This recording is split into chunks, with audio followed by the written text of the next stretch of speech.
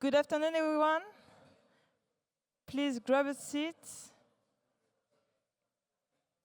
I'm delighted to welcome you for this 5th edition of Funds for Change. If it takes a village to raise a kid, it takes an army.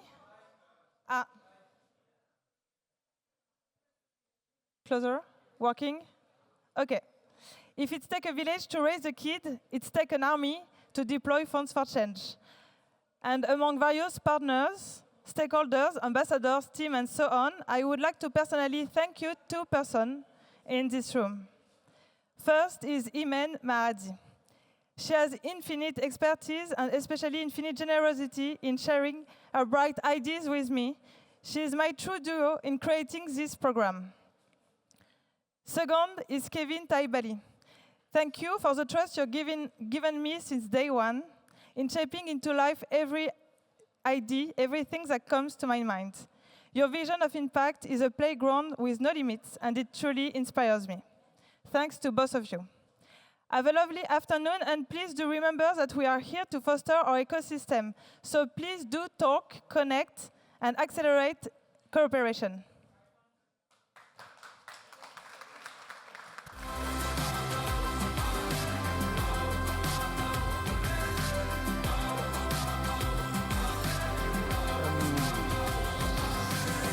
Afternoon. What time is it? Yes. Good afternoon. I'm very pleased to be welcoming you all for this very important event at ChangeNOW, Funds for Change event, which has become one of the milestones, the key moments in the summit. So in 2025, this is the 8th edition of the ChangeNOW Summit, and it's an important edition because we're marking the celebration of the 10th anniversary of the Paris Agreement. No time for self-congratulation, but more for renewed determination. I would say that's the tone of the summit this year. We're expecting 40,000 participants over the next 3 days, and among them 10,000 companies, 2,000 C-level executives, more than 2,000 investors among you, families, kids as well on Saturday, investors, artists, athletes, all sort of profiles coming from 140 nations. So it is really a moment to gather and accelerate change concretely around the solutions and the people that are driving the transition. So I really want to thank you for being here with us today. I also wanted to pay a tribute to Maharzi, because I'm the one doing the intro, but she should be the one she's been the one actually leading and developing this event over the years with so much talent, and I really want to thank you for that, Maharzi.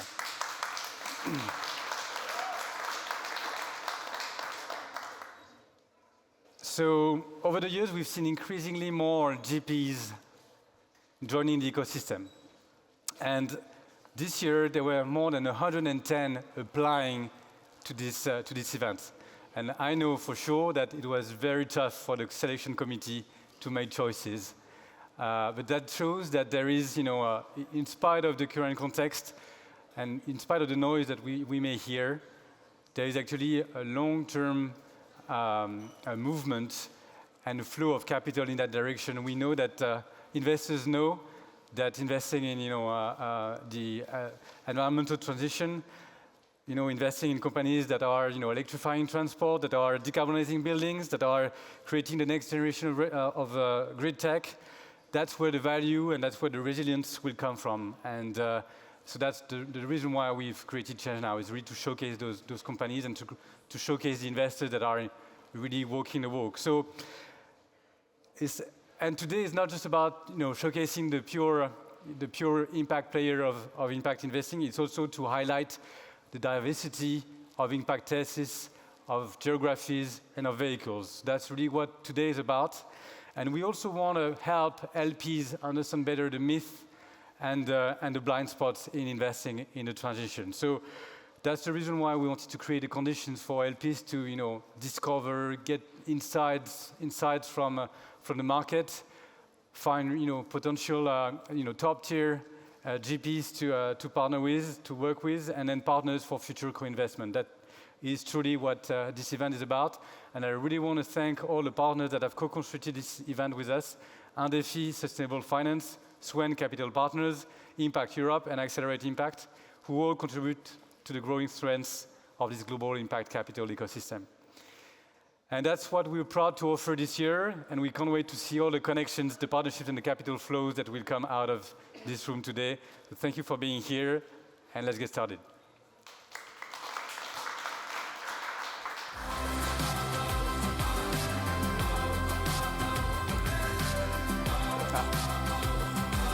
Emmanuel is coming.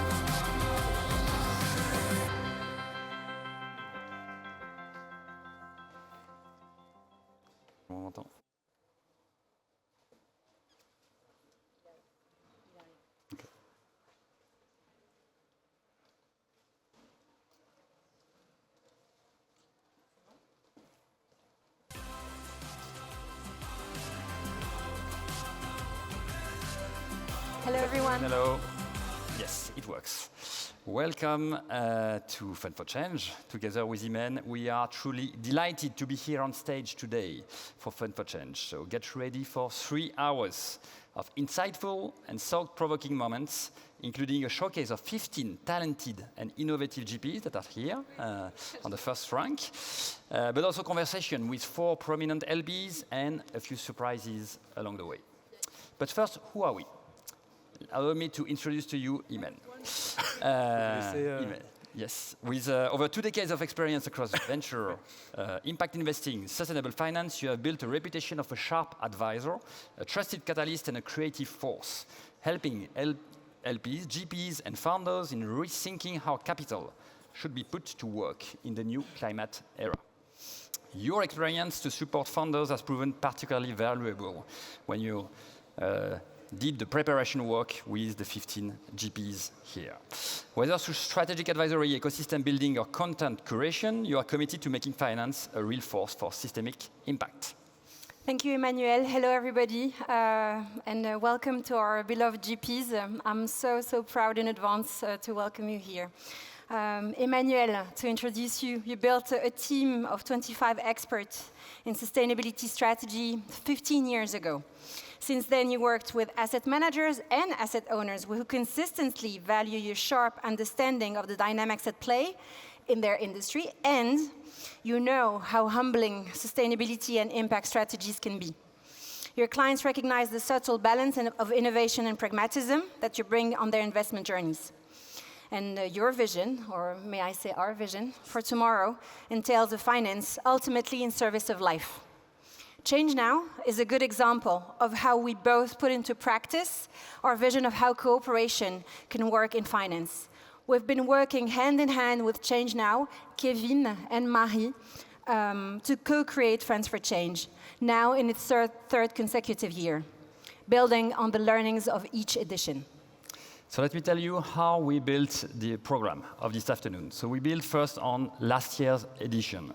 And last year, for those who were there, in the Grand Palais éphémère, I explained the obstacles that LP face to innovate in the way they select and invest in sustainability and impact funds. But this year, we have decided with ChangeNOW to showcase how LPs can overcome, in concrete terms, these obstacles. So you in the room, as LP, you will see that you can build alliances, adapt your firm's values and strategy, come up with solutions in line with your convictions. You can challenge your risk perception and evaluation. You can emulate what type of financial products you can build when starting from the needs and the problems. But when building this program, we also acknowledge that we are in a very specific moment in time, a very unusual moment in time. We observe an acceleration in structural shifts, both positive and threatening. On the positive side, you can see plenty of solutions here in ChangeNOW. I can state, for instance, one number that renewable energy production numbers are off the charts. But on the negative side, where should I start? Risks that seem far away in time or highly unlikely are not priced in financial models. Just think regional wars, food system disruptions, or historical floods, like in Valencia last year, or wildfires in California a few months ago. Like the UN Secretary General told one day, humanity has been waging a war on nature for the past 50 years, and as you all know, humanity is losing it, in spite of technology, or maybe because of technology. If that wasn't enough, we now witness direct attacks on the pillars of what we believe to be a given here in Europe. Attacks on freedom, attacks on science and universities, attack on culture, on democracy, and everywhere in the globe, human rights, solidarity, economic stability are shaking. So in this context, the recent attempts to dismantle the little progress we made in sustainable finance deserve our attention, obviously, but we invite you to consider them as only a consequence, the symptoms of these much bigger issues. This is why we encourage you today and after this event to keep away from the noise. Claim your collective power as investors to influence how the economy is shaped and how we will overcome the current challenges, because this is our new normal. In our countries, economies, and also in finance, some intend to build walls, to fall back on the very local or on an illusion of what is supposed to be business as usual. On the contrary, at ChangeNOW, we invite you to build bridges, because it is paramount to come together, support one another as members of financial community that shares clear and responsible vision of what is at stake in the world. We recognize that there is a continuum of approaches when it comes to sustainability and impact, and probably you represent this continuum in the room. Some of you probably want to invest in the most responsible manner and to influence the funds and the companies in which you invest. Some of you also have a mission to use finance as a tool to deeply transform the economy and ultimately to serve life. And both attitudes are more than welcome today. And all that is in between, obviously.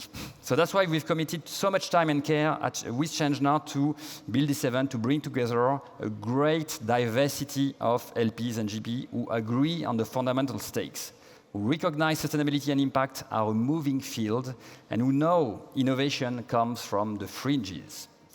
And so this year, I'm very, very happy to announce that we have more LPs than ever in the past 3 or 4 editions of ChangeNOW, of Fun for Change, sorry, because more than 150 LPs have registered. They are in the room, they are coming. Please sit. So, welcome. You come from family offices, private banks, high net worth individuals, and institutional investors from all around the world. And because capital allocation starts with connection, what you will see on stage is not the full story. ULP have received most of the 120 decks of the GPs that have applied to Fund for Change. With this documentation, you also have, through the app or through the technological means of ChangeNOW, have created more than 50 meetings already, pre-arranged, and I'm sure that you will do many more meetings today in the networking moments. Amen. So what can you expect from these 3 hours of Funds for Change? We invite you to stay for the full program, okay? You will have a little break, but really stick around, as we have built it with ChangeNOW based on the experience and feedback of these last year's editions, but also based on our continuous discussions, in our daily job and business with more than 50 LPs and countless GPs on how to better cooperate through the investment chain. So first, you'll discover unique and forward-looking investment themes and theses from GPs working to future-proof their portfolios. We were impressed by the way they built compelling investment theses to either tackle or benefit from the megatrends affecting the world. Their bottom-up approach in designing financial products to serve their investees, beneficiaries, and protect LPs, all of this in a delicate balance. The credentials and the profiles of the teams are mind-blowing, and how they propose to create value and impact in the new climate era is certainly a source of inspiration for any serious financial player. You will also get to hear 4 prominent LPs sharing their insights and practices on the future of investing.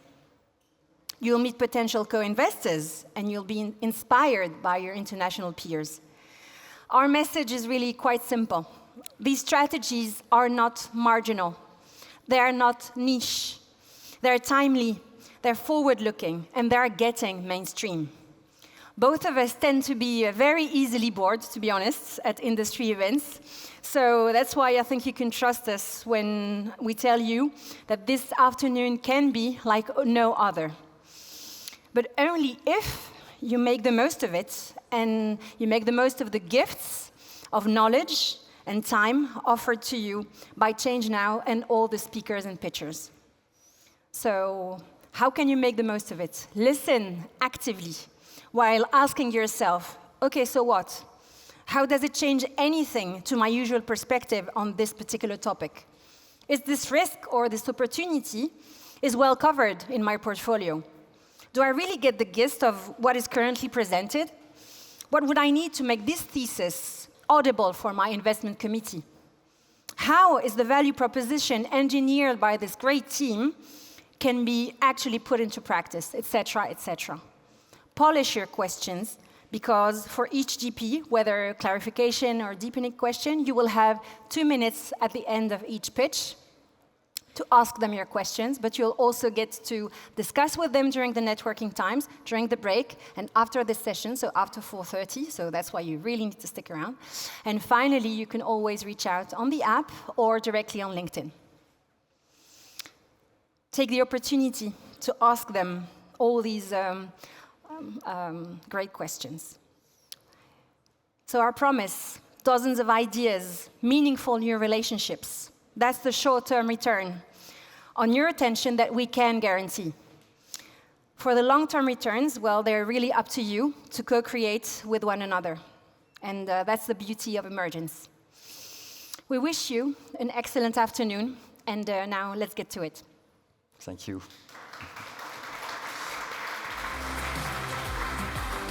And I now welcome on stage our first LP. So please welcome François Perrin, Head of AG at GBL.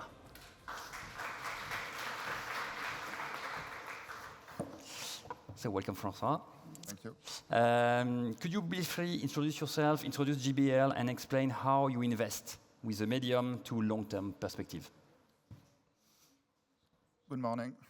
Good afternoon. I'm François. Le micro plus proche de là. Okay. Yes. I'm François Perrin. I'm heading ESG at GBL. I've been working on ESG and sustainability for the last 30 years, initially on the corporate side and 20 years on investment side, initially in Europe and then in Asia and back to Europe these days. So at GBL, we are an investment holding company. We are listed. We manage a portfolio of 16 billion euro of asset, and we deploy our money in listed direct private and indirect private investments. One of the characteristics of GBL is to be owned and controlled by two families. So strictly speaking, we don't have clients. We manage proprietary capital, and the two families have been together for 70 years. So it's really give us the opportunity to have a truly medium to long-term view. When we invest, four things matters for us: the ability to be directly involved in strategic decision, being product, geographies, or financial decision, an impact on the management of the asset we own, and ESG. Okay, so with this long-term outlook, probably the two families that you mentioned are completely aware of the major challenges of the poly crisis, in particular climate risk. How these families have shifted their investment strategy to address this challenge of climate change? The first thing to realize when you address climate change is to make sure that your board of directors is on board. And we benefit from a very strong commitment of our board. The two families are controlling the board, so that's something for us that is a good start. They will be involved in a regular update on climate risk assessment, climate policies, objectives, etc. But I would like to step back. More than 10 years ago, in 2012, we went through a major shift in the way GBL was managed and operating. We had a change in leadership, and it's when we decided to also radically change the focus of our investments. We used to be the first shareholder in Total Energy. We used to be the first shareholder in NG. We used to be the first shareholder in Lafarge, and we were also in Imerys. So altogether, our portfolio was contributing for, at our level, roughly speaking, 35 million tons of CO2. We decided to exit energy, we decided to exit regulated businesses and to focus our investment on consumer-driven themes, sustainability themes, healthcare, and tech. And after more than 35 billion of asset rotation, we managed to cut our carbon footprint for our portfolio by a factor of 30. Today, it's 1.3 million. So it's really basically what was the key driver for us of first, the climate risk recognition, and after that, adjustment of the portfolio. But that's a story for the past. What is more important for us is how can we continue to progress on our journey. It's down to implementing our climate transition plan with objective for GBL and for our portfolio, either in terms of their own climate trajectory or really the focus of our investment. So you invest much more than you used to be in private assets, both direct and indirect, so through funds. Let's focus a minute on funds. So you like, I think, to cultivate close, long-term relationship with GPs. Can you tell us how does it work? What can GPs expect from a client like GBL? Our alternative investment platform manages, roughly speaking, 20% of our assets. It's 3 billion. And we will focus for almost 2/3 in investment as LP, and the rest will be co-investment. So what we like to do is to really team up with GPs and be more than just another LP to be able to bring capital when and where is needed. For that, we can also bring a very strong connection related to a GBL investment ecosystem. We'll be active in listed, we'll be active in private, we'll be active in a indirect private situation. We have a number of strategic innovation committees that we can leverage, I would say, in these different assets, and we do that on a regular basis. What we are looking for in terms of investment focus for our alternative investment platform is really what we cannot get access to as a direct listed or direct private equity investor. So attractive risk return, focus on Europe and North America, buyout, structured equity, secondaries, and we'll most likely avoid VC or growth or distressed situation. We are already loaded on that. Thank you, François. Thank you for, and congratulations for this shift of the family office from, you listened to it, highly carbonated listed assets towards sustainable solution in private assets. So we can upload, I think, François, and let's move to the next session. Please, Emmanuel.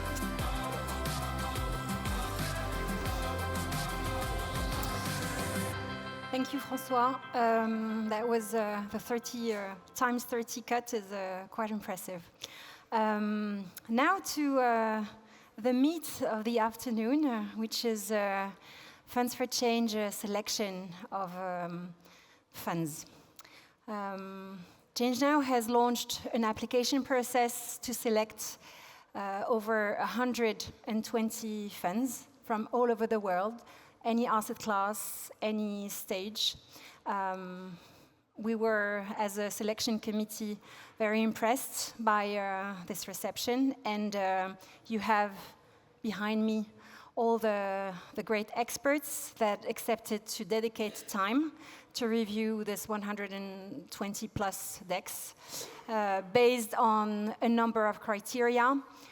Nobody pretends that they are the best in the world, but they're certainly, in the light of the selection committee, our opinion of the most innovative, the most daring, the ones who come up with unusual solutions to root causes, root problems, and Although some pitchers already came on stage the previous years and they still fundraising, we couldn't accommodate everybody. But of course, for those of you that I see in the audience, we think of you, and you're still really great, but we had to leave space for others.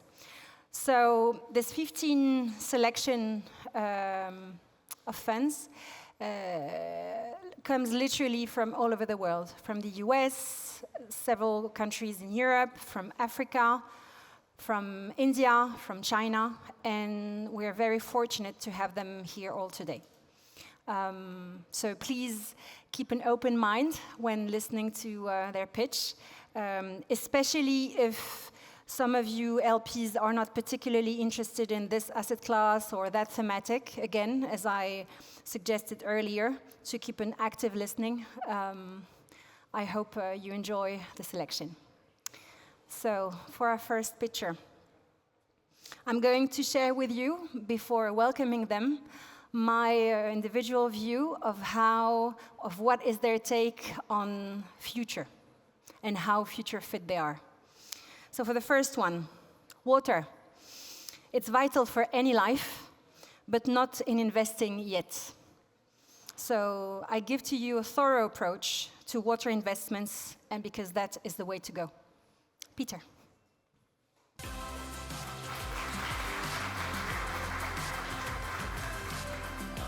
Thank you very much for the opportunity. So water matters. Water matters to individuals, to communities, clearly for drinking water. Water matters for industry, in particular agriculture, the whole sectors, including tech, all right? That's sort of self-evident that water matters, I think. But what may not be self-evident is that water is facing a lot of challenges and problems. And so the problems include scarcity. So with scarcity, it's just simply there's growing demand and limited supply. So over time, demand is exceeding supply. Another problem is the quality of water, so pollution is a big issue. The third problem is security for water, and that's exacerbated by climate change. So what's the solution to these problems? And the solution is we have to invest in water. So what did our company do? So what our company has done is set up a fund that invests in companies where those companies are addressing these problems. Okay? How our fund is structured is on the slide. We target what we call the missing middle. That means companies that have been set up, but they're not quite big yet, so less than 20 million in size. So they're past the startup phase, but they're in the missing middle. It's very impactful to target those companies to help them progress from the beginning up to the next phase. The regions that we've focused on have been primarily Africa, Latin America, and Asia. What's innovative about our fund is we have a first loss tranche mechanism.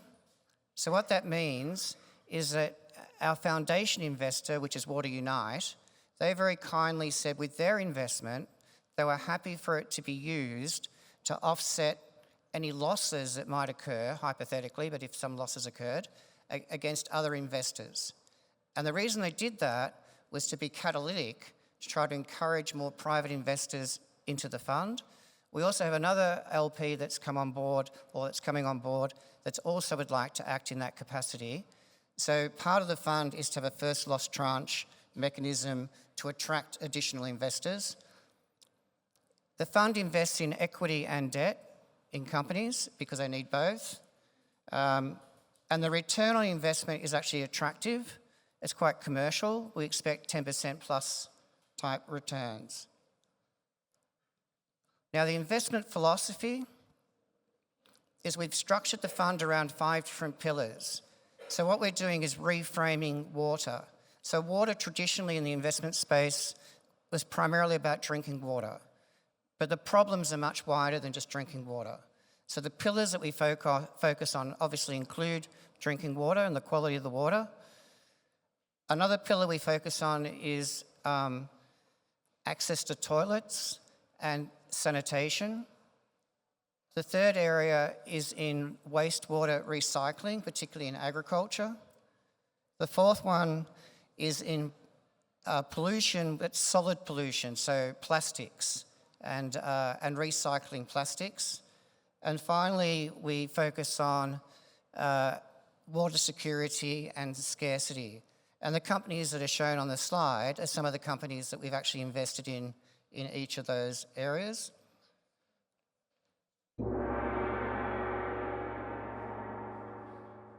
Okay, and to make the investment, what can you do to be part of what we're doing?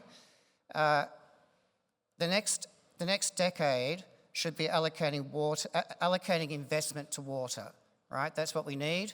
And as well as impact with our fund, we have 300 opportunities in the pipeline. So if you allocate your funds to our fund, we'll invest them very well for you. Thank you.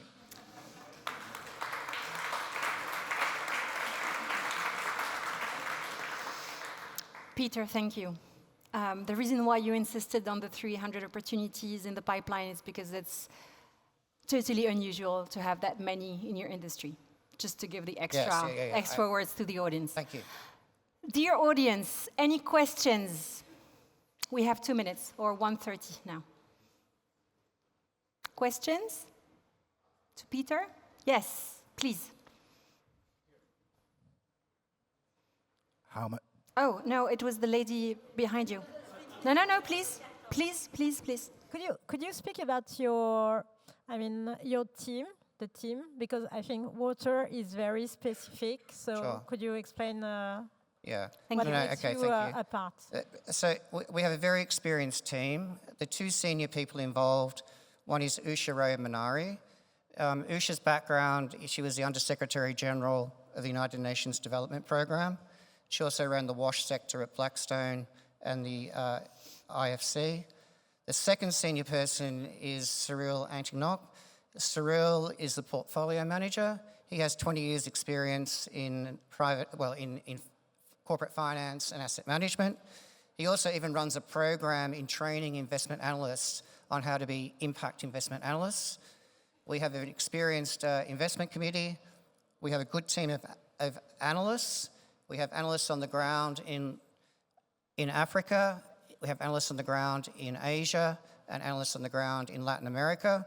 So our team is quite experienced. Thank you for the question. Another question, please. Yes. Over there. Yes. The lady with the... Yes, I can see you. Yes. Perhaps if you can... I can hear you. Please go ahead.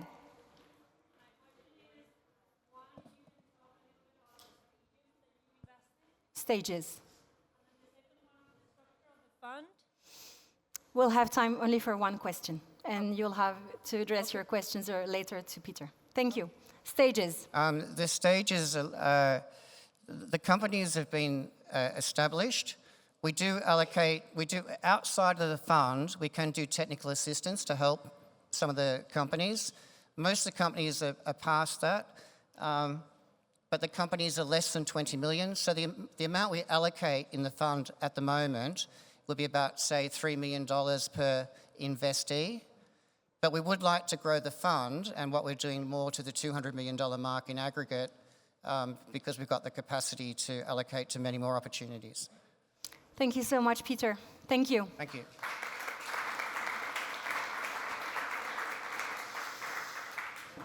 Next up, you remember Future Fit. Now the big word is platform. Beyond Animal built upstream and downstream synergies with media and local partnerships. And I wonder if it's not the blueprint for the future global transition platforms. I give you Sagar.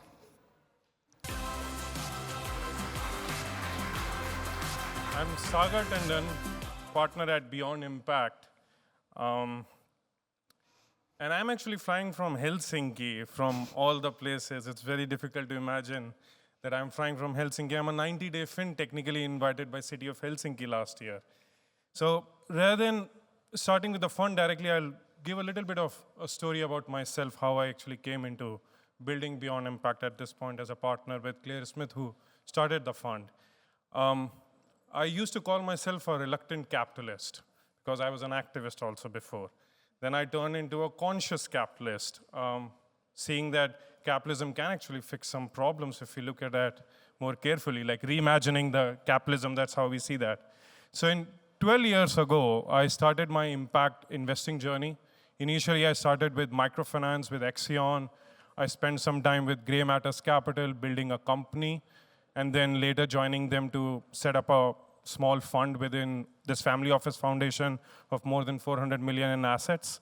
And they were doing pure impact investing in emerging markets, where we are investing in education, financial inclusion, more globally. Then I moved to Indonesia, out of all places, also to set up another impact fund, which was backed by Austrian government, DFAT. But in 2018, there was a bit of an itch in my head that I want to do something for the climate.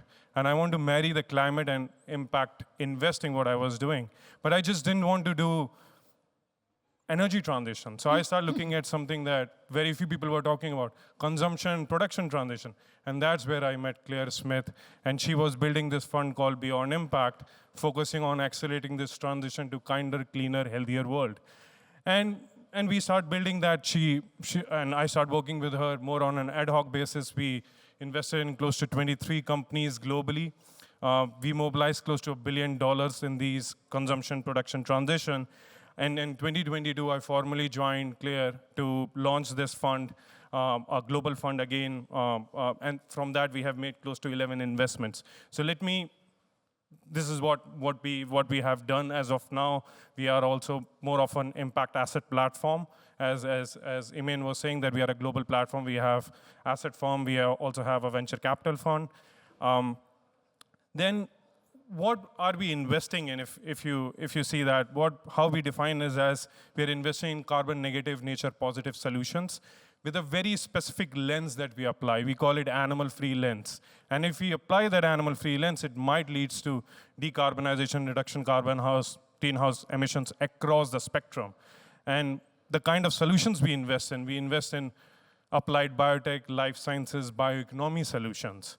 And if you look at the specific sector themes that we look at nutrition. When we look at nutrition, we look at human nutrition, pet nutrition, ingredients, pharmaceutical. And pharmaceutical is very important to look at. We look at animal testing alternatives, these human organoids. We look at personal care space, where there are a lot of materials also which goes into, and we also look at biomaterials.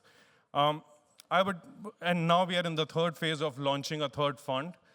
We are focusing on Nordics, Benelux, and there are several reasons to that, but 3 very important reasons. We feel there are very high PhD per capita, trust as an infrastructure which is existing in the society, and most importantly, there is a holy quadrity. So sovereign wealth funds, government, corporates, innovators, and consumers are asking for these solutions. And the opportunity is very much now. We are in this phase where I would say this is the best time to invest in, because we are in cyclically low valuations. There is a huge industrial shift which is happening. Sometimes we feel that these food companies and these big conglomerates are not moving. They are actually wanting to move, so they are looking for alternative. And the most important piece why they are moving is because of the supply chain disruption. When I say supply chain disruption, it's very important to look at these avian flu, swine flu, and this is causing a lot of supply chain disruption and volatility that some of the companies like Groupe, Bimbo, Thai Union Ventures don't like. And we have invested in a company called Algama, which is actually a French company which is doing egg replacer at an industrial shift level. So they're working with these big companies to change their ingredients into a more greener ingredient. Thank you so much. Thank you, Sagar. I try to be subtle and get closer as the time goes by. Any questions for Beyond Impact? Yes? Any questions? Yes? What is? I'm sorry, the microphone is getting closer to you. Yes. What is your geographic focus? So we invest in globally at this point. We are a developed market-focused fund, specifically because we invest in these applied biotech companies. So these are research-based innovations that we invest. We don't invest at the seed stage. We generally try to invest at pre-A, Series A, and like to lead the round. So mostly developed markets. Most of our investments are in Europe, close to 55% of it. Another question.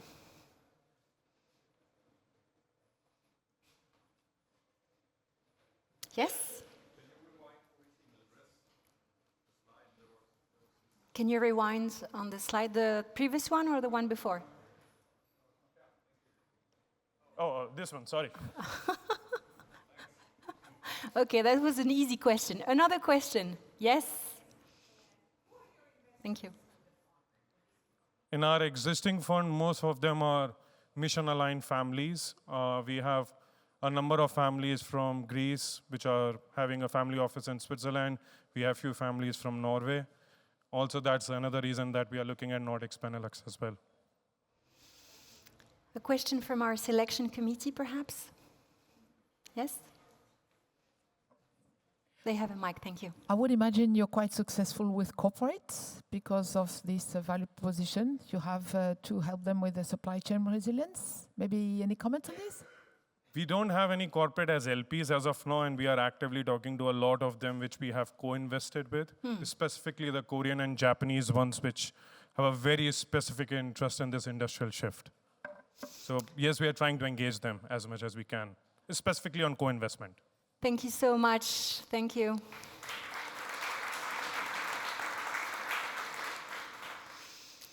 The first ones, it's difficult for them because they don't really know what's going on. So congratulations again, Peter and Sagar, for warming up the stage for the other 13 pitchers.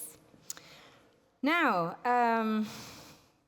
the big word for the future perspective, deep tech climate. What if it finally became an easy yes, thanks to a PE-style layer of value creation? I give you Chris.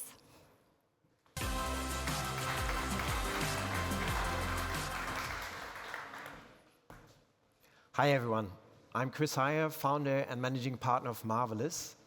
And over the last 2 decades, I've built and exited 5 startups, invested in several, built the CVCs of Obi and Vonovia, and scaled a MDAX company from 1,800 to 3,500 people. But what truly drives me is turning science into real impact. That's why I founded Marvelous, to scale science for the planet. Let's talk about the elephant in the lab. Europe produces nearly 1.5 million research papers per year and hosts 30% of the world's top research institutes. But we struggle to commercialize. The US has nearly 170 deep tech unicorns. Europe, just 33. As Ursula von der Leyen put it, we are excellent in making science with money, but bad in making money out of science. And that's a gap.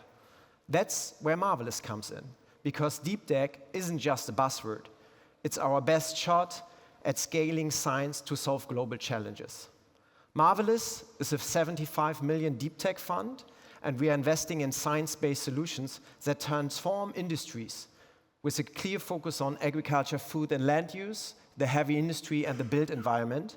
And we back technologies which replace harmful inputs, upcycle industrial byproducts, and turn CO2 into fuels or materials. But we are not just writing checks. Our differentiator is a Marvelous catalyst, a model built to translate science into scale. How does it work? We partner with top science players early, Max Planck, Fraunhofer, or ETH Zurich. We team up with industry partners to launch real pilots, co-develop tech, and secure off-take agreements. Plus, a hands-on support, grants, matchmaking, mentoring, and our flagship event, the Deep Tech One Way. And it works. As you can see here, startups with a hands-on approach reach Series A twice as fast, delivering nearly 6x TVPI and more than 50% IRR, more than 2.5 times the VC benchmark. with public funding and with a membership model for industry players, we do this without an extra fee for the LPs. Faster, smarter, and built for impact. But let me bring this to life. Nanoplume, one of our portfolio companies, is developing a world-class insulation material for construction and heavy industry. We support a Nanoplume from the pre-seed stage, working with Cambridge scientists, connecting them to industrial players and helping them secure pilots and grants. And there's our deep tech runway. This is the first of its kind in Europe. It brought together over 100 corporates, VCs, 20 deep tech startup pitches, 12 masterclasses, and high-profile speakers like Christian Kroll. It's more than an event. It's a launchpad for ventures ready to scale. But at Marvelous, we are not just building a fund. We are building a movement. Our team brings over 150 investments, 3 decades of venture capital and tech transfer experience, and scientific excellence from Fraunhofer or Cambridge, and many more. Among us, my partner, Philippe Budemeyer, sustainability veteran for 20 years at McKinsey, Bain, and Accenture. Anne Biedermann, a former entrepreneur and investor at a multi-billion single-family office, Team Global. Catherine Tapp, a Cambridge PhD, a former director as a VC fund. Christian Schad, former co-founder of Planet A and former managing partner. Arne Mortiani, PhD at Cambridge in material science, former GP at Kiko Ventures and ETF. We are scientists, operators, and investors united by one belief. Let's scale science into industrial giants and build a marvelous future. Together, here, now. Thank you, Chris.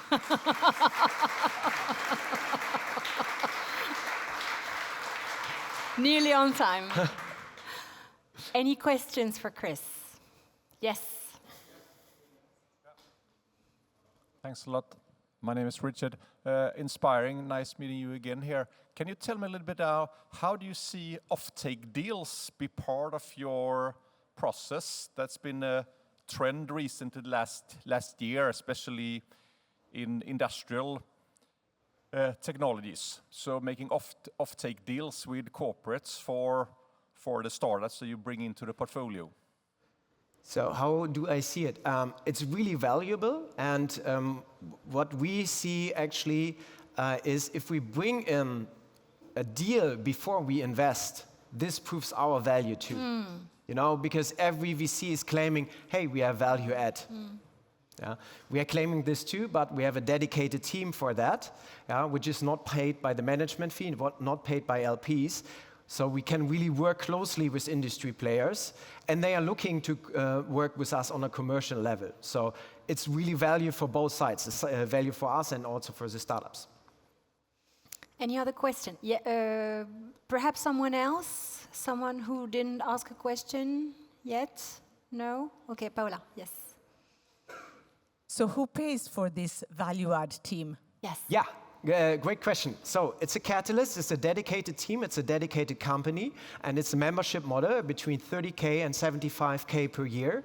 And we are working with SMEs and family-owned businesses mostly, because they are not used to invest as an LP in a fund, but they are used to work on a commercial level, and they are looking to have access in this ecosystem. So this is a win-win formula for both, for our portfolio and also for the industry partners. And they're not necessarily big enough to have proper corporate ventures. Yes, but even if they are big enough, we have one potential industry partner, they are doing 10 billion in revenue, but they don't invest in a fund. That's fine, but they are looking to work on a commercial level, so we work with the head of R&D from the Corp Solution division, for example. Thank you, Chris. Thank you. Thank you. Okay, I promised you wouldn't get bored. One last pitch, and then a little break with another LP interview. So, word of the future. Emerging markets or central markets? Consider this. Growth stage investments in rapidly expanding economies with needs for impact at scale. I give you Edward. Hi,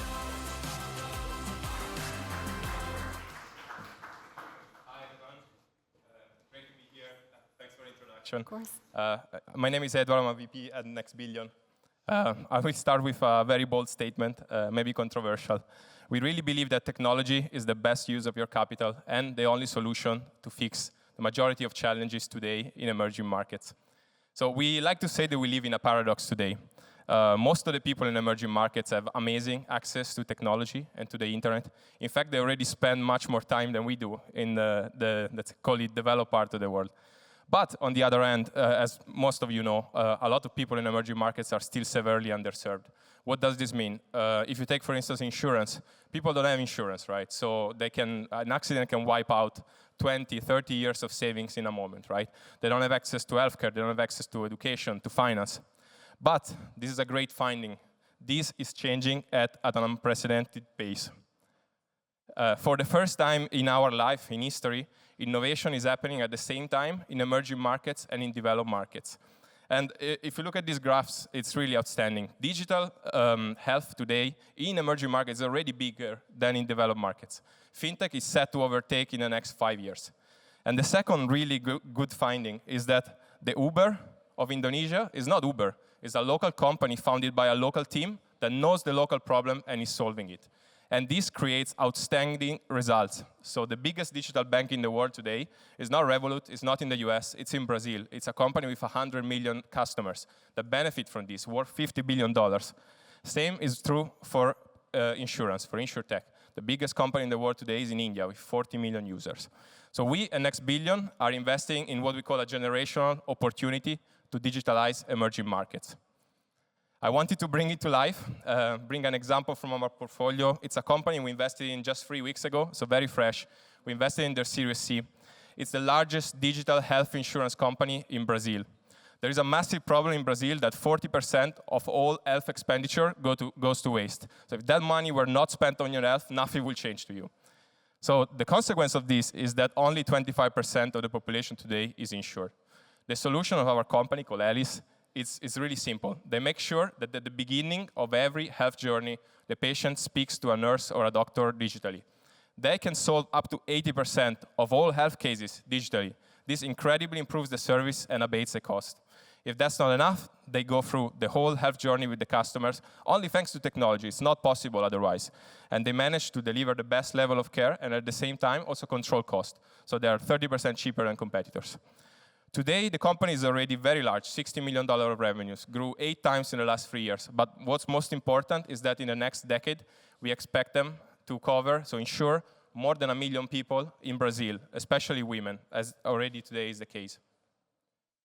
I want to also mention our team. We've been doing just this for the last 15 years, before at the IFC, then decided to start Next Billion around 5 years ago to continue on this mission. We've invested in more than 40 companies, $200 million in exact this strategy in 16 countries. We have returned money to our investors and also delivered top quartile financial returns.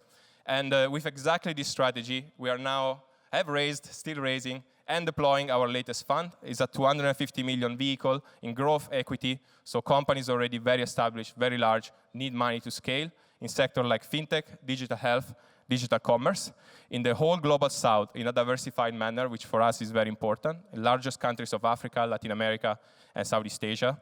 And we do this to deliver transformational impact at scale for what we call the next billion. So the next billion rising households, women, and SMEs in emerging markets. Thank you.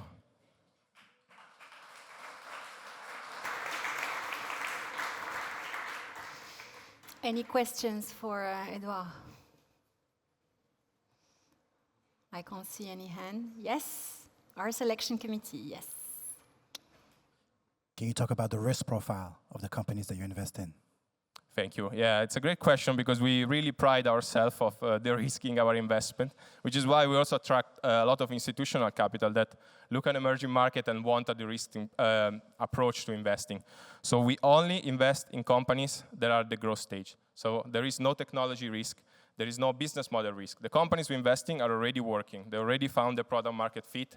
They only need capital to scale, expertise from other countries in the emerging part of the world, and global capital. So we are usually the first global fund that invests in these companies, and we really provide this bridge between local capital that they have and global capital that they need. So that really helps the risking. Thank you. Other question? Yes? James, yes. Hi. Why aren't other people seeing this opportunity if you're first money in, and why is this the right product for the companies themselves? Why don't more people see this massive opportunity? Yeah. That's the first question.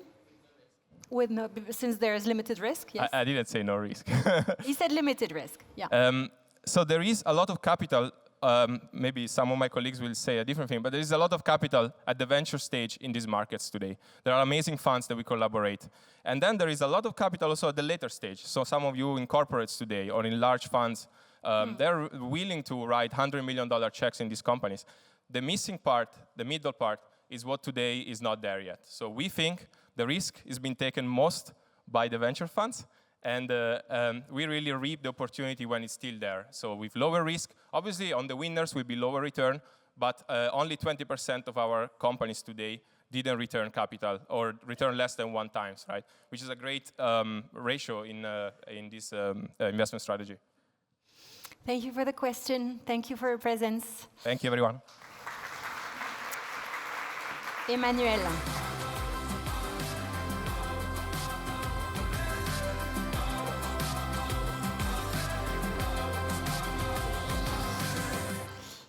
Hello again. So we will have a next round of GPs in a few minutes, but before another LP interview. So please welcome on stage Natalia Vidal, Investment Director at SWEN Capital.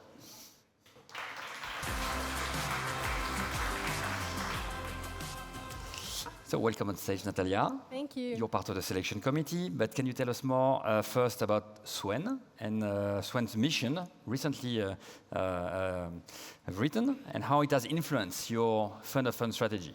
Yes, of course. Is it working? Yes. Yes, yes. Hello, everyone. So yes, we became a mission-driven company in October 2023.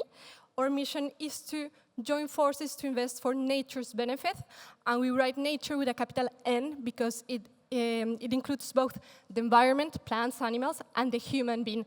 So it's a word that shows the impact of our investments in the environmental impact, and the social impact.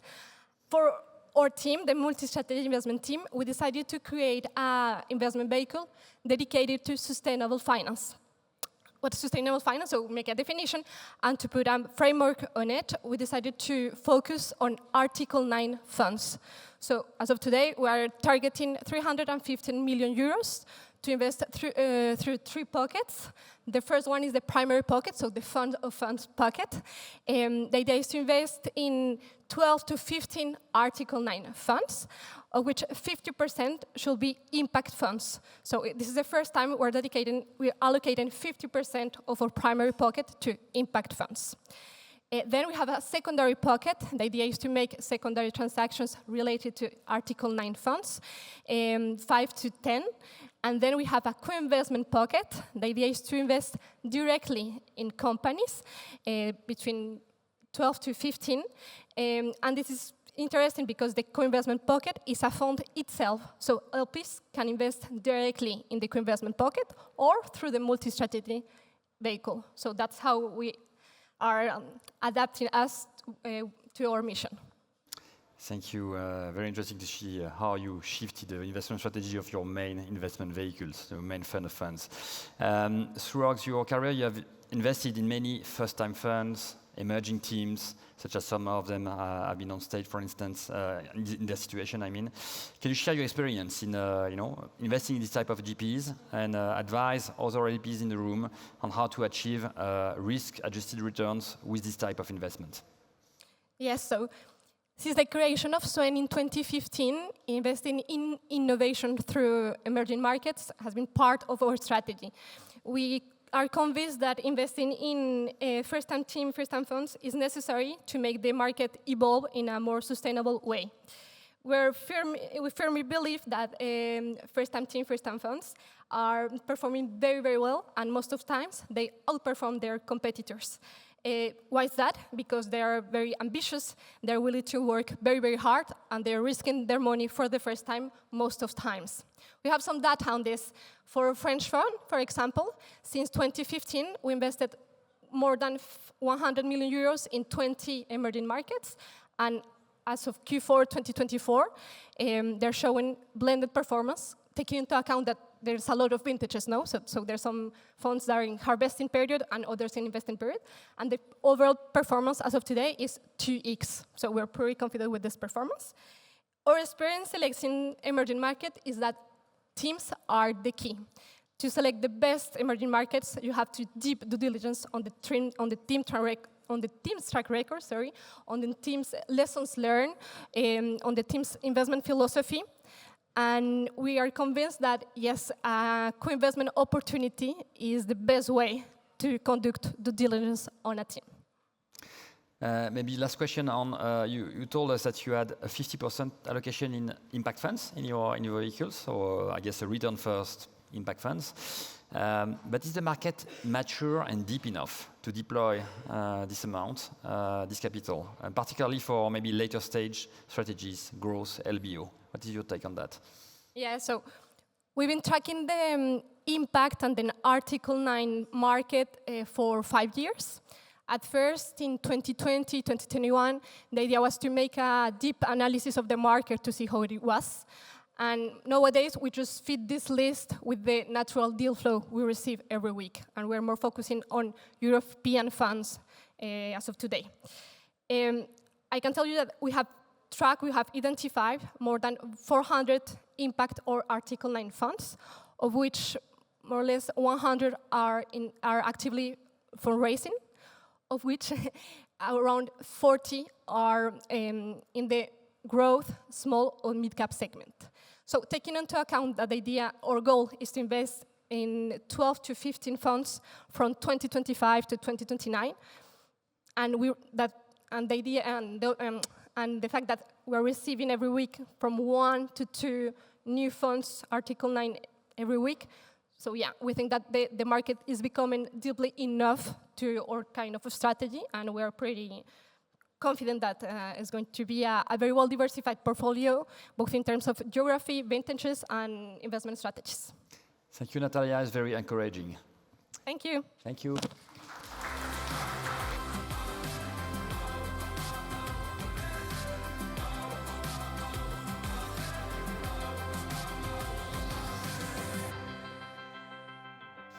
How is everybody doing? Are you hydrated? Are you excited? Are you inspired? Who is inspired at this point? Who is inspired? Show me your hands. Okay. Did you take notes of all the questions that you have in store for yourselves, or when you go back to see your colleagues, right? So all this inspiration to convert it into actions? I hope so, huh? Okay. 3 more pictures, and then you'll have the coffee break. Okay? So, word for the future. Renewables in Africa. Energy infrastructure can be a solid impact thesis to unlock access to affordable and clean energy as an essential tool for development. I give you Boulellois.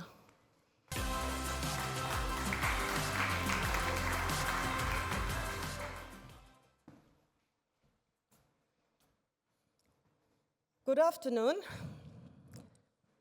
My name is Bulelwa Njingwa. I'm from South Africa in Cape Town. Thank you for the opportunity to present in front of you. I work for a company called Infra Impact, which is an impact investment management firm. We just launched a first debt fund within Infra Impact. And that debt fund, it focuses on refinancing loans for communities. And there's a bit of background about this. A few years back, the Times magazine said South Africa is one of the world's most unequal societies. And South Africa is one of those countries that is the biggest emitter in Africa. 80% of our electricity comes from coal. And we signed the Paris Agreement to start embracing renewables, which the regulation framework started in 2011. And because we are one of the unequal societies, we're sitting at a Gini coefficient of around 70%, which for people who knows, the closer you are to 1, the more unequal you are.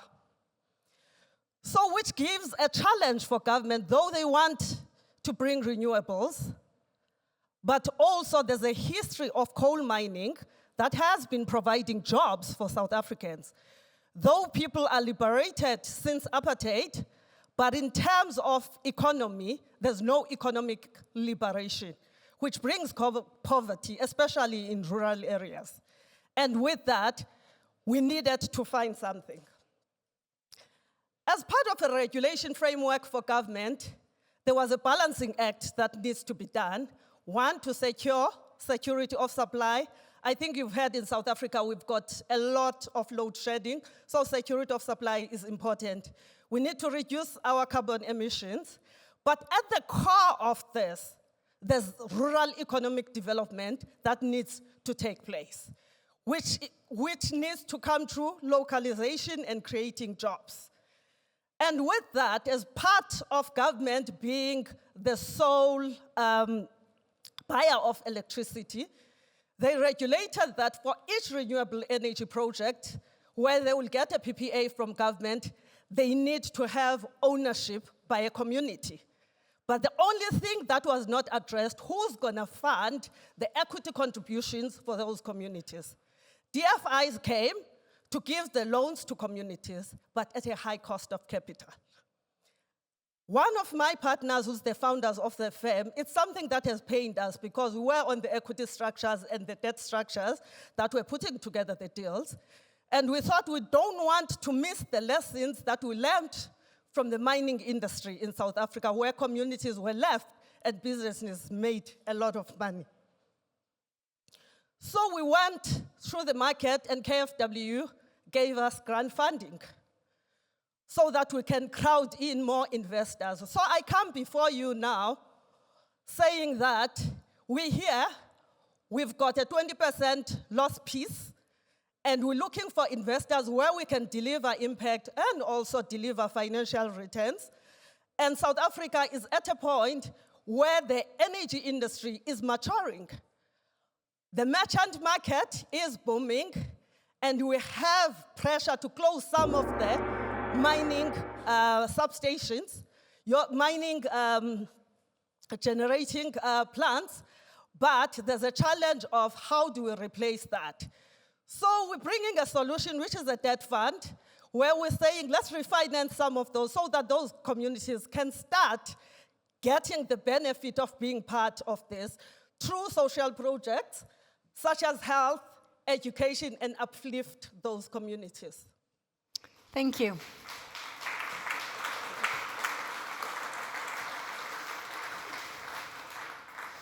You can't tell me you don't have a question. I mean, who has a question? Yes. Can you tell us? Thank you so much for your presentation. Very important work that you're doing. Can you tell us about how you work with the communities? How do you involve them in the project development, or how you work with them? Okay, just to give you a bit of a background, in South Africa, most IPPs are very well established and that are European, most of them. And when they structure this fund, they structure a community trust, which is a legal entity. And as part of that, there'll be a board of trustees that has to foresee the implementation of the social projects that have been promised to the community. Some they work, some they don't work. As part of our investment strategy is that one of the criteria, the governance structure of that community trust needs to be working. If it's not, we don't invest, irrespective of how the deal makes commercial sense. Thank you. Another question? Yes, please. Thank you so much. Could you describe KfW's involvement a little bit more, the structure they put forth, and then perhaps the due diligence they undertook to continue in relationship with the structure? So can you tell us more about KfW involvement and in the structuring of the support they gave you, and what type of due diligence, if I heard correctly, what type of due diligence they put you through? It was quite extensive. And ESG is quite important for them. We have bi-weekly meetings with them to update, since we are still on fundraising, to give them report back, and they give us support in everything. Right now, in terms of, like, we are at due diligence stage with 3 investors in the pension fund industry in South Africa. So things are moving quite nicely, and we've done our first investment using the KfW, and the impact of that was 25% uplift in the value of the equity that the community, and also a trickle dividend that is higher, that they can start having social projects. So it's quantified, the impact that we can make. So just because the first question was more specific, how does this first layer of KfW support work? In terms of the cash waterfall, we'll pay the expenses of the fund, and then after that, return the capital of investors, and also the return. If there is money that is left, then we'll return to KfW. Thank you, Vidal. Thank you. Thank you so much.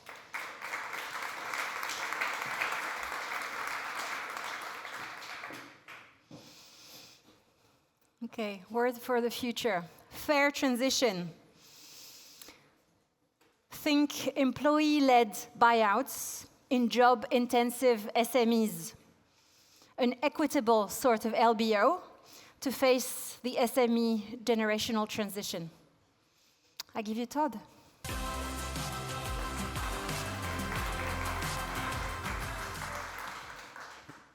Good afternoon, everyone. My name is Todd Leverett, and I am co-founder and managing partner of Apis and Heritage Capital Partners, and I bring greetings from Washington, D.C.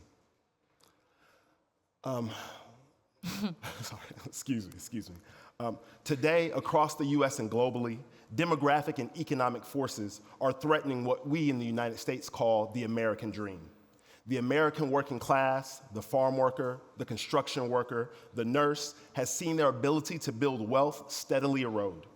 As a result, families are forced into some impossible choices: healthcare or housing, education or survival, eroding hope and tearing at our social fabric. At the same time, and in the same cities, the U.S. small business owner is also facing a crisis. Nearly half of U.S. small and medium-sized businesses are owned by people who were born before 1965. And 70% of those business owners have no succession plan. Those business owners are, like the American worker, often forced to make some really difficult choices. Do they work until their health or death stops them from working? Do they sell their company to a financial buyer like traditional private equity or strategic? Or do they close the doors, liquidate their business, and fire their workers? It's our job at Apis and Heritage Capital Partners to give these business owners, their communities, and their workers another choice, another option, an employee-owned option. With our employee-led buyout model and our private credit fund, we offer business owners competitive value for their business and liquidity that's comparable with other private market solutions. We transform workers into worker owners, building intergenerational wealth through shared equity. We equip CEOs and management teams with a uniquely motivated workforce aligned for long-term growth. And for our investors, we deliver private credit returns and exposure to America's best small and medium-sized businesses that are, as many don't know, tax exempt and that have the most motivated workforces in America. So how does this actually work? On the front end, we look like a small private equity shop. We scour the nation, high and low, looking for small and medium-sized businesses that are for sale. We negotiate with those owners, come to an agreement, and close on those deals. After that, that's where the magic really happens. We utilize very lesser-known provisions of the U.S. tax code that allow a business, once employee-owned, to be 100% exempt from federal corporate taxes, and in 44 out of 50 U.S. states exempt from state corporate taxes. We then begin a 5-year transformation process at those businesses that help establish strong governance with a board that includes independent directors and and a worker representative. We fill leadership gaps through both internal promotion and external hiring. We help management teams craft sustainable growth plans that allow the company to aggressively pay down debt and improve credit, enabling us to exit through a recapitalization of the business in year 5, leaving the company to be 100% employee-owned for as long as the workers want it to be. And most importantly, and above all, we train owners to think like worker owners. And the results speak volume. The average employee-owned company across the United States grows faster, has better margins, and is significantly less likely to go out of business through an economic downturn. Moreover, the average worker in an employee-owned company in the United States is more likely to have 2 retirement accounts, an ESOP account and a 401k or another account, than their non-worker owner peers are to have 1. They also have more than twice the wealth than their average non-worker owner. So thank you again for the opportunity to be here, and hoping that you all will join us on our journey for worker ownership in the United States and around the world. Thank you.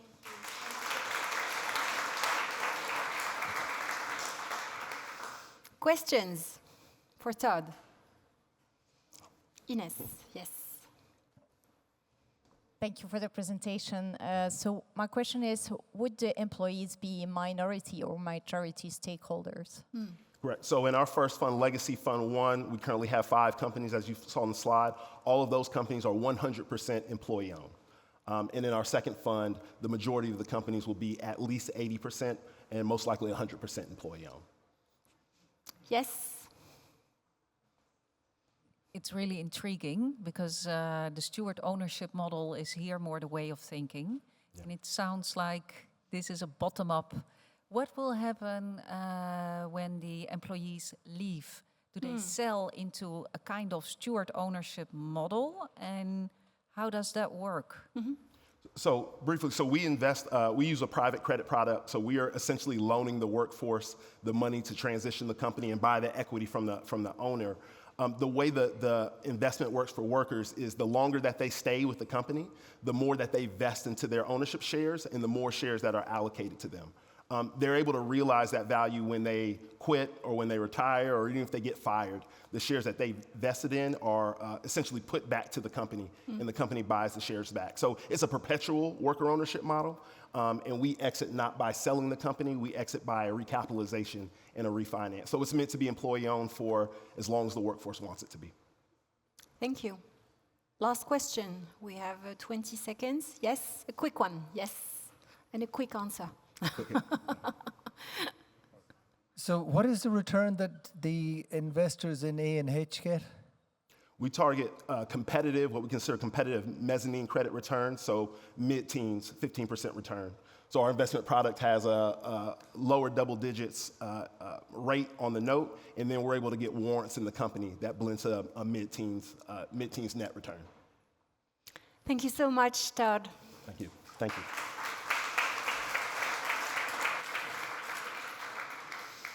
Last pitch before the coffee break. I hope you're taking notes. The word of the future. Finance serving real economy, and even better, in underserved markets. Africa goes beyond the 5 or 6 countries usually present in VC maps. I give you Ali.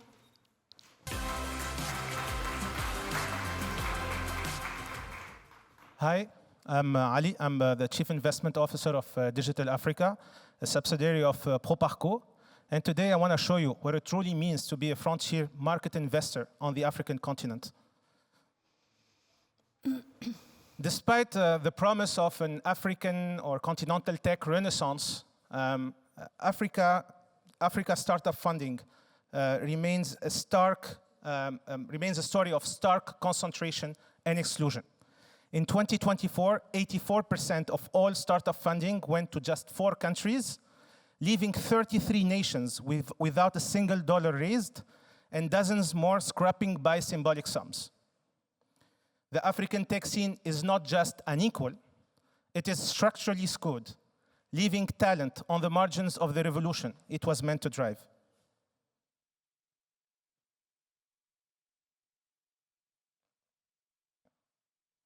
Through our investment initiatives, Digital Africa aspires to be the VC of those who are too often overlooked or ignored by traditional or other VCs in general.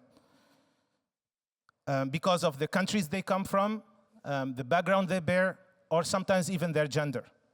We believe talent is universal, even if opportunity is not. And where markets hesitate, we shall step forward. The 18 countries that we consider as our top priority countries represent half of Africa's population. Nearly 40% of its economic output have already produced some unicorns, generated Africa's largest exit so far, and yet they receive but a mere fraction of the capital flowing into the continent. This is not just a gap, this is a glaring imbalance that we are determined to correct.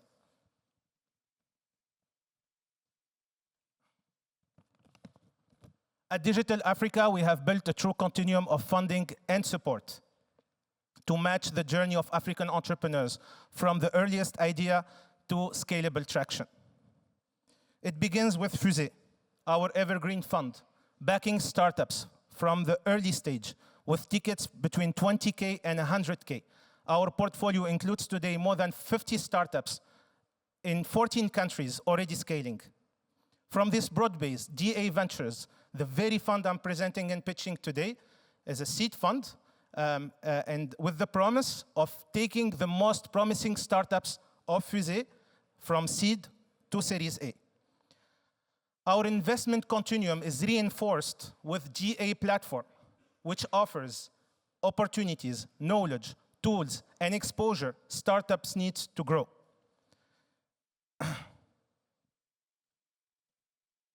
This is our vision for an integrated, founder-first ecosystem where capital, capacity, and talent meet to power the future of African tech. FUSE is currently seeded by the French state through a grant. It operates as an evergreen vehicle, as I said. We focus on de-risking innovation at the earliest stage. We have a rhythm of investing in 2, 3, up to 4 startups per month. We're disbursing 2 million euros per year. Then comes the second leg of our strategy, DA Ventures. This is a classic seed fund. The target size is 30 million. We have already 10 million euros in committed capital. This will leverage an additional 270 million euros in follow-on rounds for the startups. Now we're looking for mission-aligned investors and grantors, whether to join us in backing the continuation of FUSE or coming in as LPs in DA Ventures and helping us scale the next generation of African tech champions. Thank you very much. Thank you.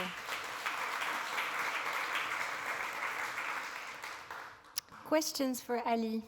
Yes, Christina. Thank you so much for this presentation. I have actually 2 questions. One, Evergreen Fund. Well, it's great that the state gave 6.5 million as a grant. How do you convince investors about evergreen funds? Question number 2, what is the potential of job creation through digital businesses in Africa, especially for young people? Definition of job creation? The potential. Oh, yes. Answering the first question, and that's why I finished my presentation by saying we're looking for grantors and investors. We know that the pre-seed stage is a very risky stage, and that's why we prioritize fetching grant money rather than investment. We're still building the model where we still hope for a financial return. The idea behind FUSE is also to be able to recycle the money and to be less dependent on grant money or even investment money. So that's our thesis. Regarding the potential, FUSE is 2 years old. We have been able to generate around 5,000 jobs already, with whether direct, indirect, or induced jobs that we've created. Of course, our objective is not to stop at 50 startups. Our objective in the next 2 or 3 years is to reach 200 startups with FUSE. 30 startups out of the 200 will be championing the group and will be able to create thousands and thousands of jobs.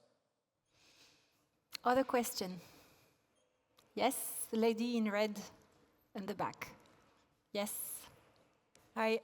What were your main selection criteria for the 18 priority countries? Yeah, very good question. So we are exclusive. Something important to remind is like it's a priority list. We are not excluding any country, but we tend to focus on these countries for two simple reasons. One is that we're excluding the Big Four because the Big Four are capturing 84% of all funding. We consider them as well-served ecosystems, right? So we still have 50 countries to check. And out of those countries, what we've done is like we assessed the technology readiness of the countries, the infrastructure readiness, the presence of a talent pool, a local talent pool, but also diaspora talent pool. This is very important in African ecosystems. And based on all those criteria, we made a list of 18 countries where we think that there is a high potential, yet those ecosystems are extremely underserved in terms of startup funding. Thank you so much, Ali. Thank you. Welcome back after this short break, and welcome for those who join us right now at Fund for Change. So we will have new interviews with LPs and 2 rounds of GP pitching to you their most innovative funds. But before we have a little surprise for you. We have invited, and I'm honored to welcome on stage a person that has succeeded in joining 2 of my passions, movies and sustainability. But before meeting her, let's watch a movie.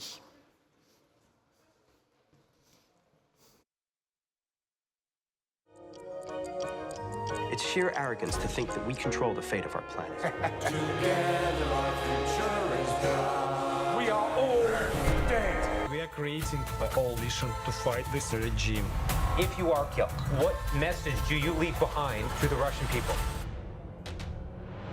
Se quer acabar com o povo indígena, acabar com os isolados, a gente não vai permitir que aconteça, não. With a simple message. NATO stands with you today, tomorrow, for as long as it takes. You need to tell me what the hell's going on. DuPont is knowingly poisoning 70,000 local residents for the last 40 years. Tu conduis le bateau et t'emmènes toi et ton ami. Je suis pas capable de conduire ces grands bateaux-là. Il y a beaucoup de personnes, il y a des vies, il y a des enfants.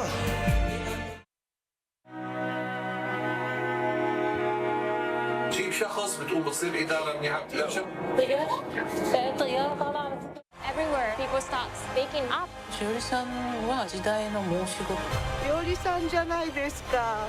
ぜひ頑張ってね。頑張ってください。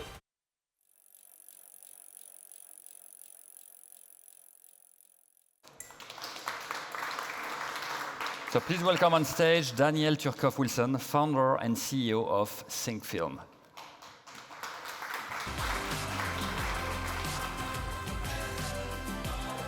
For me here today. My name is Danielle Turcoff-Wilson. I'm the CEO of Think Film. And yes, I founded this wonderful company 10 years ago, and you're probably wondering what the hell I'm doing on this stage. Yeah, let me tell you why. Because I'm one of those mad people that the wonderful lady before mentioned, who's starting her first ever film investment fund. Yes, it's been 10 years in this business, and now I've realized I need my own investment mechanism. Why? Yes, it's high risk. I am not blinded by the notion of what high risk means in investment. But let me tell you a little bit about Think Film's journey and how we have turned high risk into high return when it comes to impact. You know, you've just seen a few of these elements, you've just seen a few of the films that we've worked on screen for the last 10 years. But let me just define what impact production is for you very briefly. Impact production is a new element of the film supply chain. There are producers, there are directors, and yes, ladies and gentlemen, there are impact producers. What do? We produce impact, surprise, surprise. And a lot of those impact producers in this business say they do impact, but actually they do awareness. And yes, I'm going to be bold and say Think Film is one of the only entities who in the last 10 years has every year delivered a new legal framework, signed, sealed, delivered, changed in order to improve lives, social justice. Now, let me tell you a little bit about those laws. 10 laws in 10 years. Yes, I am not politically privileged or connected, nor is my uncle Spielberg. I know no one in the film business, yet I have come from being someone who knows nothing to being one of the most renowned entities in the film industry and launching impact projects across the business. You may have seen some of the films up there, Dark Waters. Dark Waters is a film that deals with PFOA chemicals. You're probably wondering, what does an impact producer do? We lobbied hard. We removed 350 of those PFOA chemicals as part of the EU chemical strategy. And then the film got 85 million press impressions. What does that mean to you? Yes, money, revenue, business. What Think Film does is generate impact first and then realize afterwards that actually we were generating income for the films we were working for. Yes, when we look back at all the films we worked on, we realized that the work we did turned into 138% return on the films we worked on. New territories, new sales, new press, new life for the film, and in fact, a legacy. Now, that's just one of the films we've worked on. Navalny, we launched the 19th sanction package on Russia as part of our screening. With the territory, we launched the deforestation file, which protects indigenous voices in their land in any trade deals with Europe. When we do impact, we mean business. And I've only got 22 seconds left. What's the opportunity? The opportunity is this. We are still disruptors. We launched the A-List Festival Awards for Impact at Venice. We're about to launch the first ever Golden Globe for documentary in Cannes. And what is the opportunity? The opportunity really is to join us on this new journey, to kind of create a fund with us. We already raised 1 million, and I'm really happy to be here. I hope I actually got everything in. Thank you. Thank you, Danielle. Thank you, very exciting. And yes. Now let's jump to the next interview, the next LP interview with Philippe Taffin. Welcome on stage, Philippe. You are, please.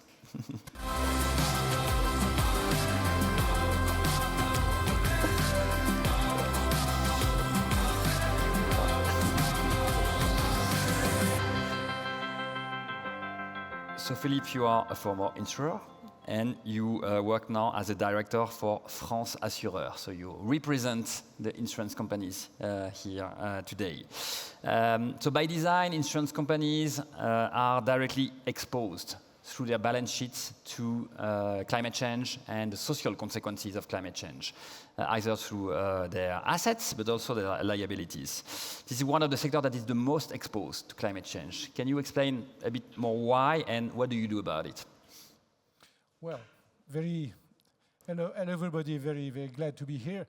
So, issues related to climate change are really formidable challenges for insurance sector, as climate change can have a huge impact on the business and on the sustainability and viability of our business, long-term business.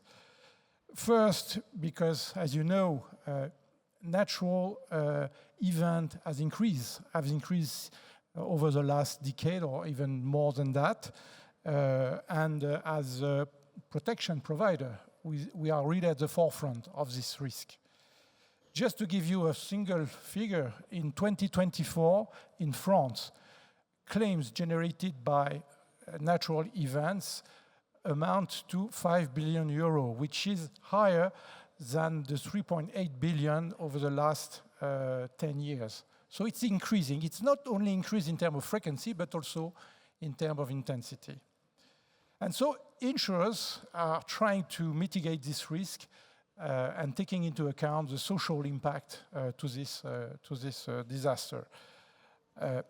We have in France a very unique system, which is called the CatNat regime, which is unique in the world, which really protects the French citizen over a wide range of natural catastrophes, especially regarding storm and also firing, devastating firing. And we are trying years after years to improve that. Of course, repairing is very important, but also preventing risk is as well as important. And as insurers, we're working very deeply over a long term to improve the mapping of the flood risk, of the storm risk over the French territory with the Risk Central mission. But we also provide a lot of weather-related tools in order to help the citizen and the insurance people to prevent or to predict and to protect their belongings in case of natural events. So this is on the liability side. On the asset side, we are also exposed to climate change through the investment portfolios. And we have been developing in France, in the Paris Agreement, a really journey to try to reduce the carbon footprint of the portfolios for the next years. Four pillars of this investment strategy. The first one is to integrate ESG risk into the investment strategies. Nearly 90% of the portfolio now pass through the scanning of the ESG analysis. We have been steadily reducing the exposure to fossil fuels. Now it's less than 1.1% of the assets, which is quite low. And we invest huge amount of money in decarbonation assets. So, of course, green bond, but also renewable energy. We invest in impact investing funds, and of course, in green real estate. Yeah. And of course, we also commit with corporate to incite them to decarbonize their business model. Maybe jumping to my last question with you on the cooperation that you foster between insurance companies, in particular the fonds de place that you promote. Can you tell us a bit more about recent successes for this type of cooperations? Yes. Individual institutional investors sometimes meet some difficult situations, difficult issue to tackle that they cannot tackle individually. So they need to act collectively to find right answer to these new challenges. In the past, we have been able to develop a common initiative, what we call marketplace program, in 2010 regarding investing in corporate SMEs through corporate debt.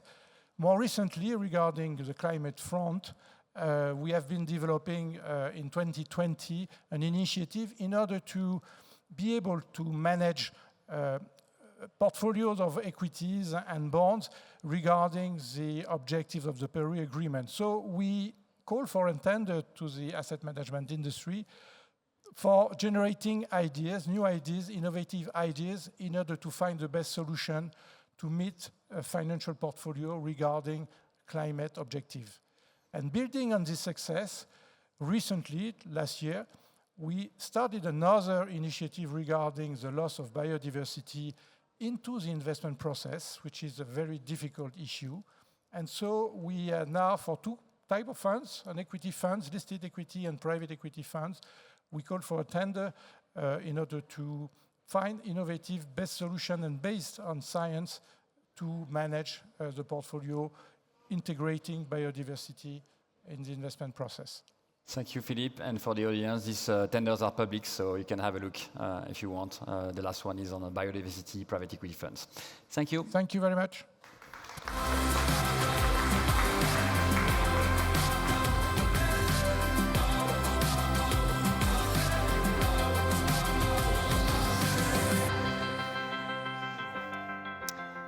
Thank you for making it after the coffee break, and welcome back to those who just joined us.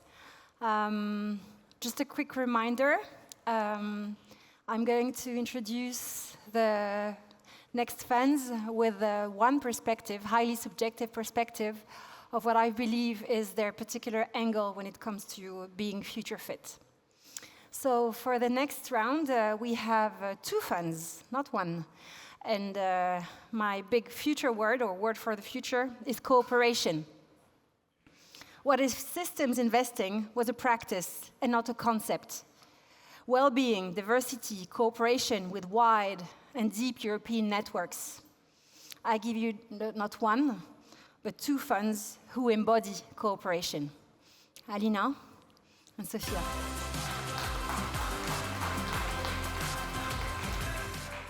Hi everyone, my name is Alina Klaune and I'm a founding partner at Impact Shakers Ventures.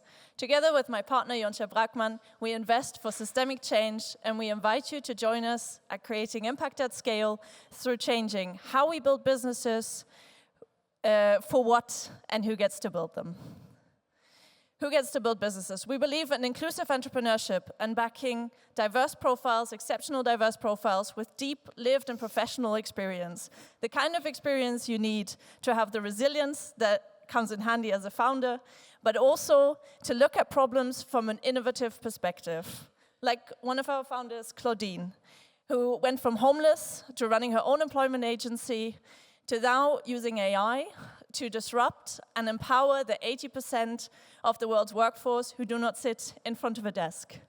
And we lead by example. A fully female GP team, supported by a diverse investment team. We have deep experience ourselves to know what it means to scale from 1 to 100, but also to know what it means to look at things from a diverse perspective, to beat the odds, and to assemble a village of champions around us.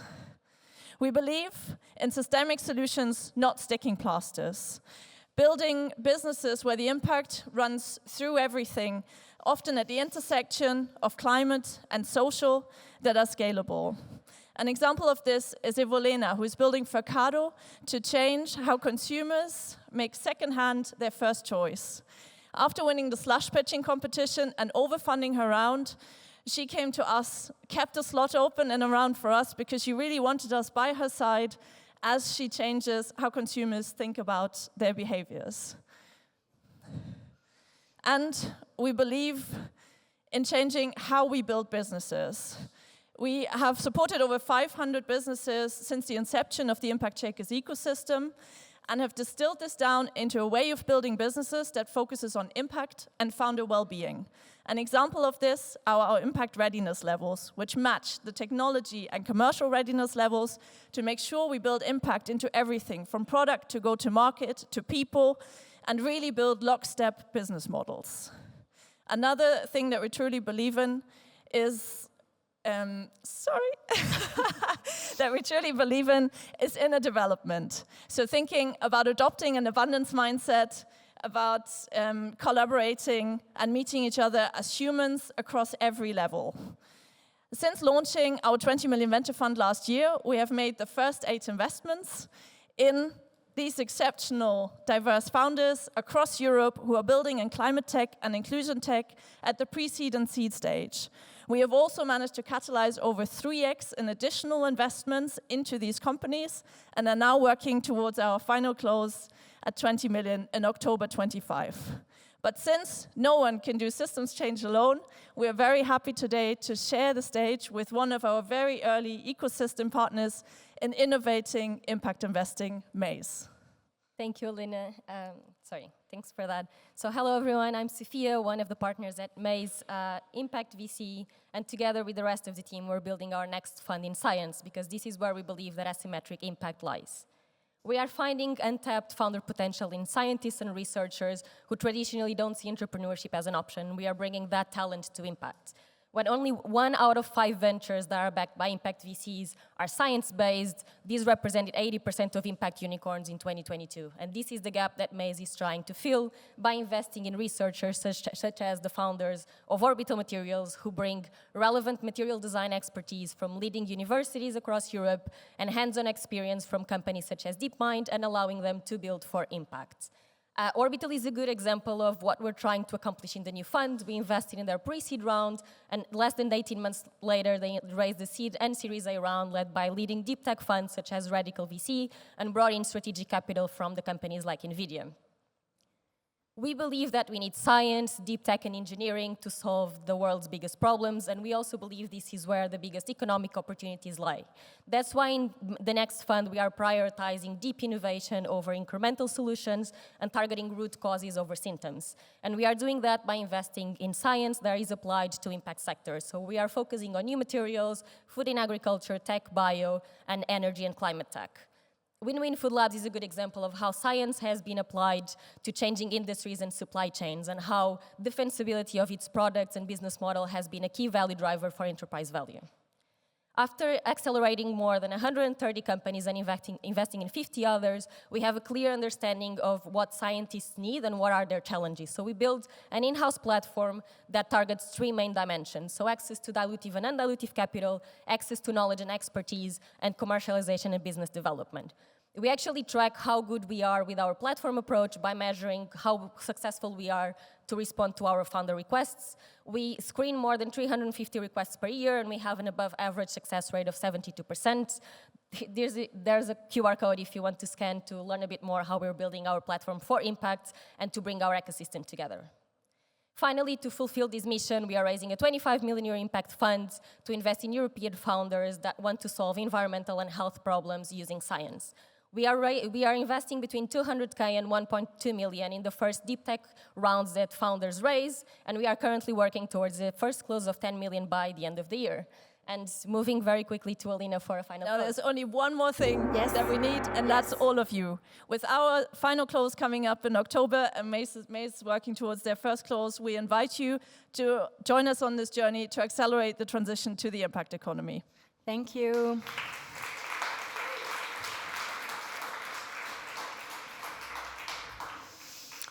My first question, I'll have the first question.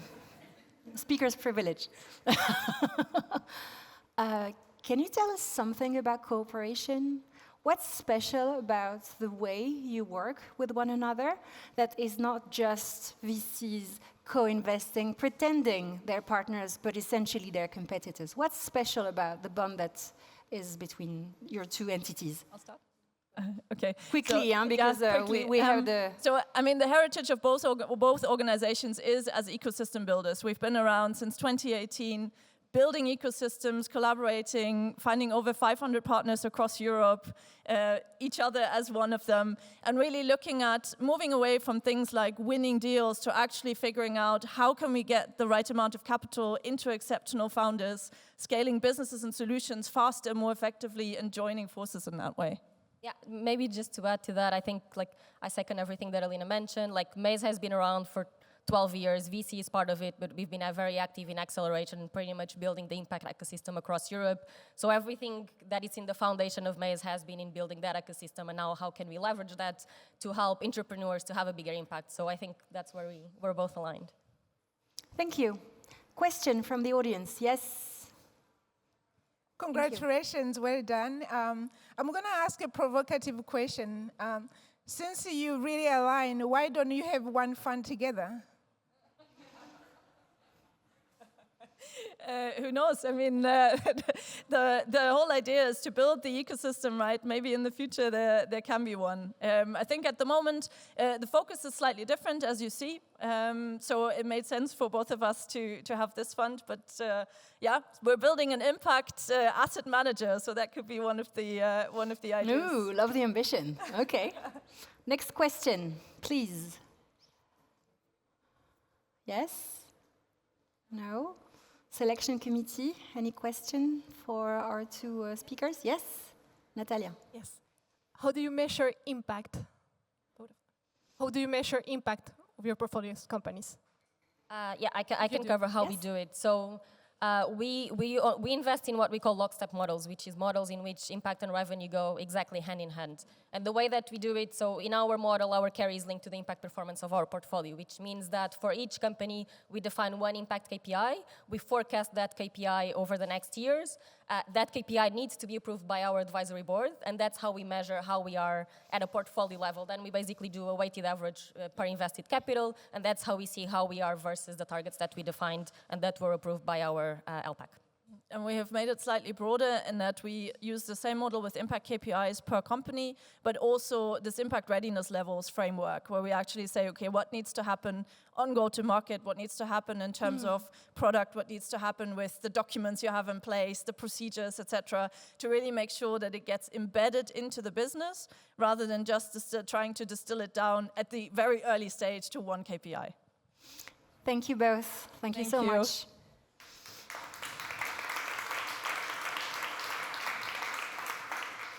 I have a question for you. Did you learn something for the people who've been around for 2 hours, 2 good hours, and for the people who just joined? Did you learn something? Okay. Were you intrigued by anything? Did you think that some of the stuff that was said to you was clearly impossible or wild? Okay, good. Not so much of impossible. Okay, good. Next up, food transition. China is paramount in the massive global challenge, both in access, quality, and overall impact. I give you Albert, please.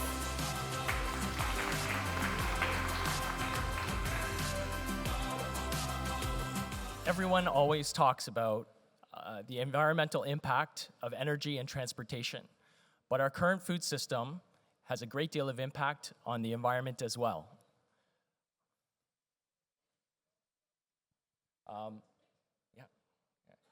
In particular, many studies have shown that meat, seafood, and other alternative proteins are very resource intensive. And the history of the world is, the richer countries get, the more animal protein they consume.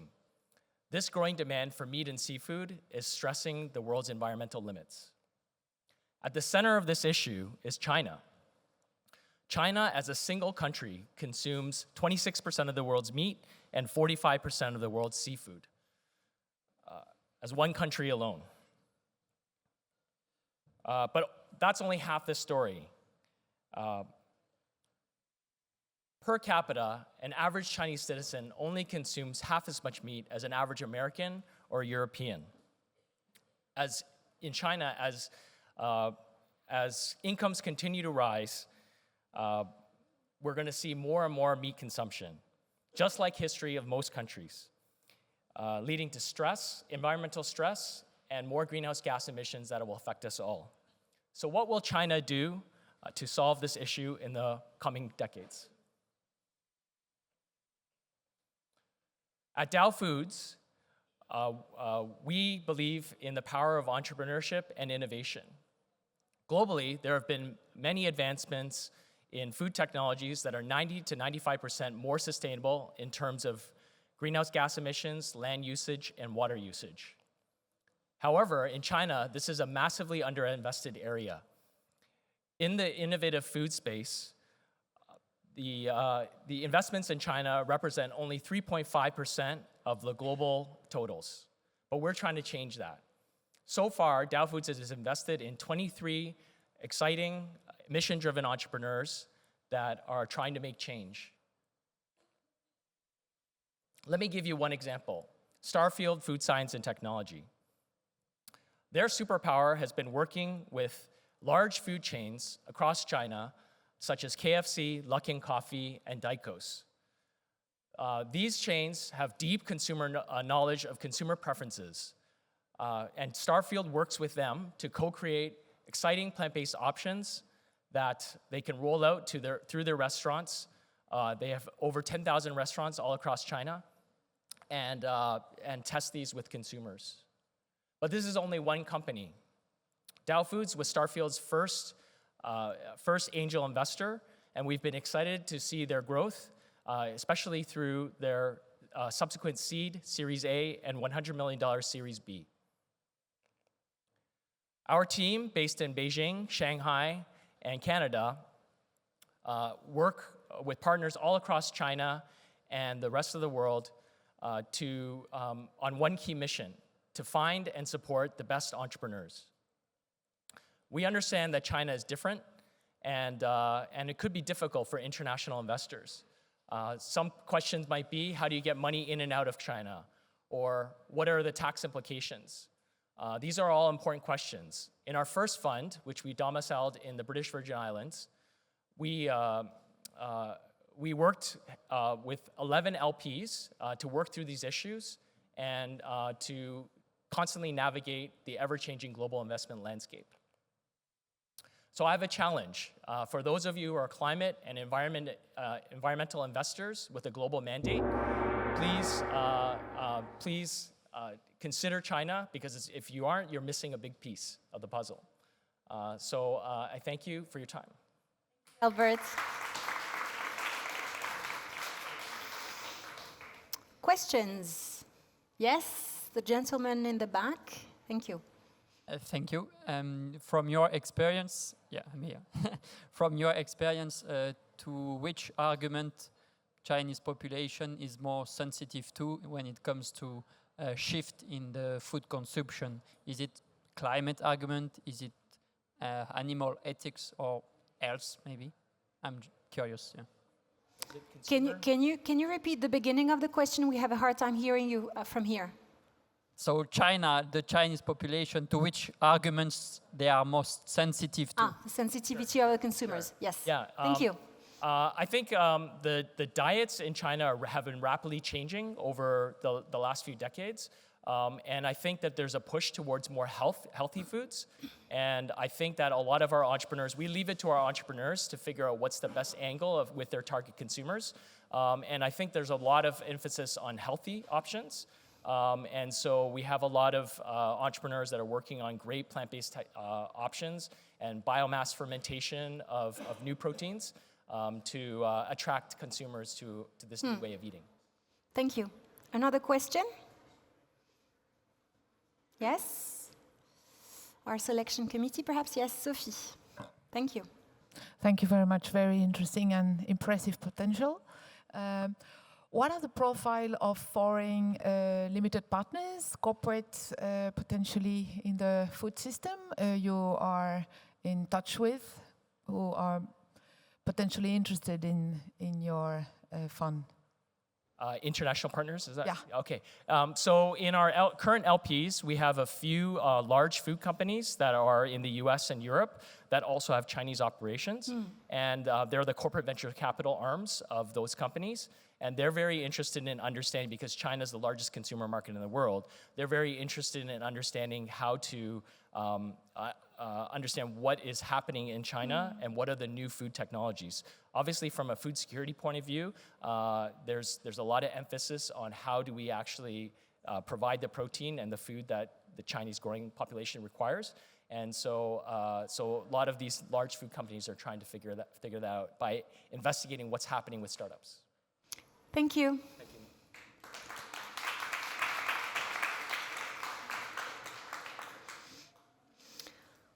Next, finance serving real economy, SMEs front and center. That's the future take of our next speaker. Working capital financing of solid SMEs in emerging markets is a portfolio layer that will be key in the future, at least in my view. I give Hendrik, and by the way, it's his birthday today. I was going to use that for my unique selling point if anyone asks, but yes, it is my birthday. Thank you very much. Hi, my name is Hendrik. I'm the Chief Executive of Advanced Global Capital. We're a London-based asset manager, and we look to provide credit facilities to small and medium-sized businesses around the world.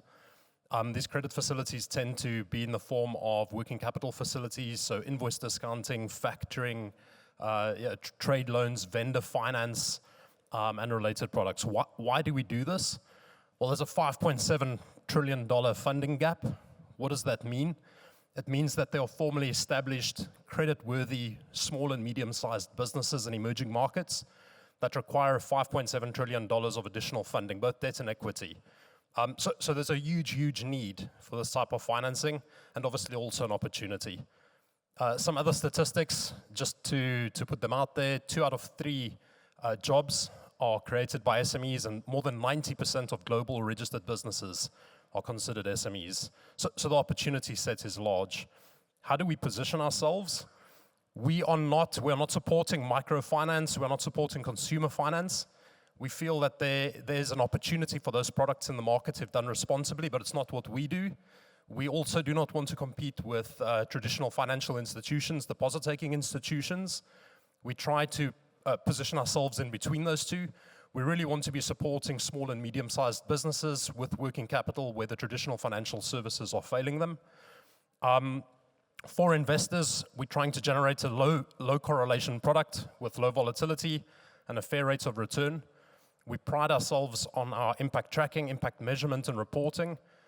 We've generated an impact report for the last 7 years. It's available if anyone's interested in it. For SMEs, we are trying to provide facilities, credit facilities that are correctly sized for them, that offer flexibility, that takes into account the working capital cycle needs of small businesses or the agricultural cycle needs of small businesses. In emerging markets, we offer some value add in the sense of technical assistance or introducing them to other debt and equity providers. And one of the key things for us is fairly priced. We are trying to eradicate usury practices, lending practices, and predatory lending practices. We believe that the risk should be priced fairly based on the credit risk and not the liquidity risk of the market that some of these SMEs find themselves in. How do we do this? Well, we've got a $175 million open-ended fund structure that offers quarterly liquidity. We've been managing the strategy for 10 years in May of this year. This is the last 5 years track record here and some of the benchmarks that we use. It's not a perfect benchmark, but it's something to compare ourselves to. I have to be honest with you. If you're looking for VC-like returns, or if you're looking for distressed credit-like returns, talk to some of the other people that have been on the stage today. I think there's been some very credible pitches here. It's not what we do. If you are interested in if you are interested in financial inclusion, if you're interested in gender lens investing, if you're looking for a stable rate of return in a highly liquid strategy, find me at the drinks later this evening. I think we can offer that. Obviously, gender is very important to us. Just very quickly, we're a female-owned asset manager. Board of director representation is 60%, and our financial partners have a 51% representation in management and ownership. Just some of the standards that we're aligned with and the accreditations we have. We're an Impact Assets 50 manager for the last 7 years, an emeritus manager for the last 2. We're a member of 2X Global, and we're one of 7 private asset managers that are participating in the 2X Challenge. And that's it. There's a QR code up there. If you scan it, you'll get more information on the fund, including the fee structure, liquidity, all the rest of it. And yeah, thank you very much.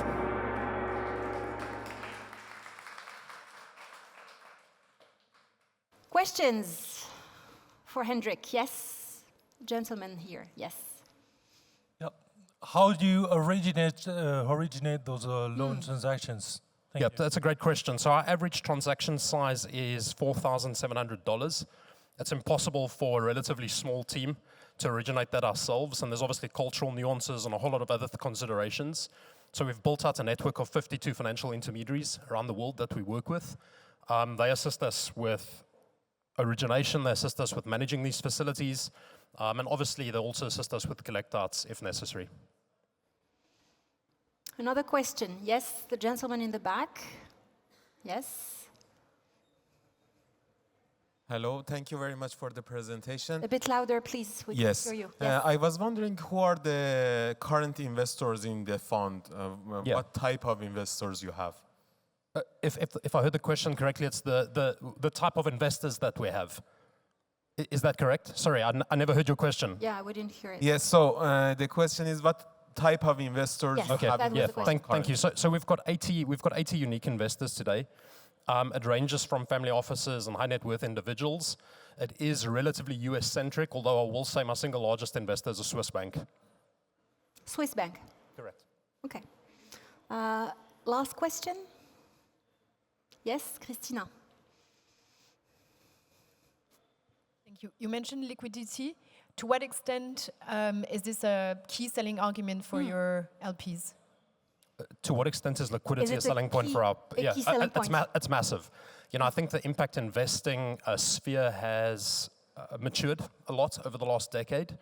A lot of the strategies that I'm seeing more recently are either closed-ended structures or they're marketed as open-ended structures, but really when you look at the gates and the hurdles in place, it operates as a closed-ended structure.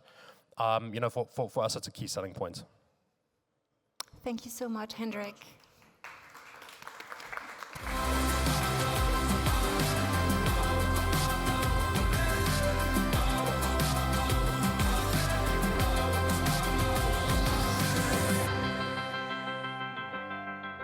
So while we are reorganizing the stage, our next LP that will join me on stage in a very few seconds is François Xavier Vucekovic. He is Chief Investment Officer at Edmond de Rothschild Private Equity, and I think we are set. So, yes, please welcome him on stage.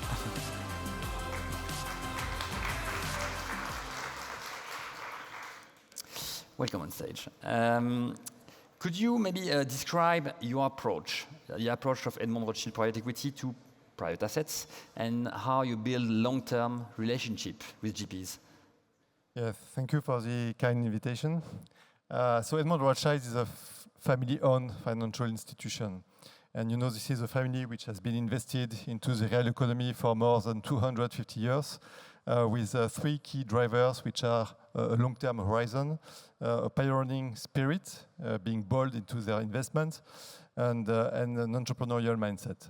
And this is based on this legacy that we've built actually a private equity platform to tackle three main challenges we identified 20 years ago around energy transition, resources scarcity, and human capital with major demographic shifts. And so we've built a private equity platform managing more than 4 billion across different strategies from thematic buyout and growth, Africa, and infrastructure projects. And with a clear ambition to bring finance at the service of the industry. So to do that, actually, we identified key partners, investment teams, which are really focusing on those thematics. Their aim is to source attractive investment opportunities. They are experts. They are coming from the industrial world. And together with them, we set up long-term partnership where they focus on the investment side, and we help them into more the regulatory space, and more importantly, the fundraising for their different funds. Okay, can you give us a concrete example of such a strategy, for instance, with Ginkgo? Yeah, sure. Ginkgo is a very good example of what we like to do. Let's start with the issue we identified.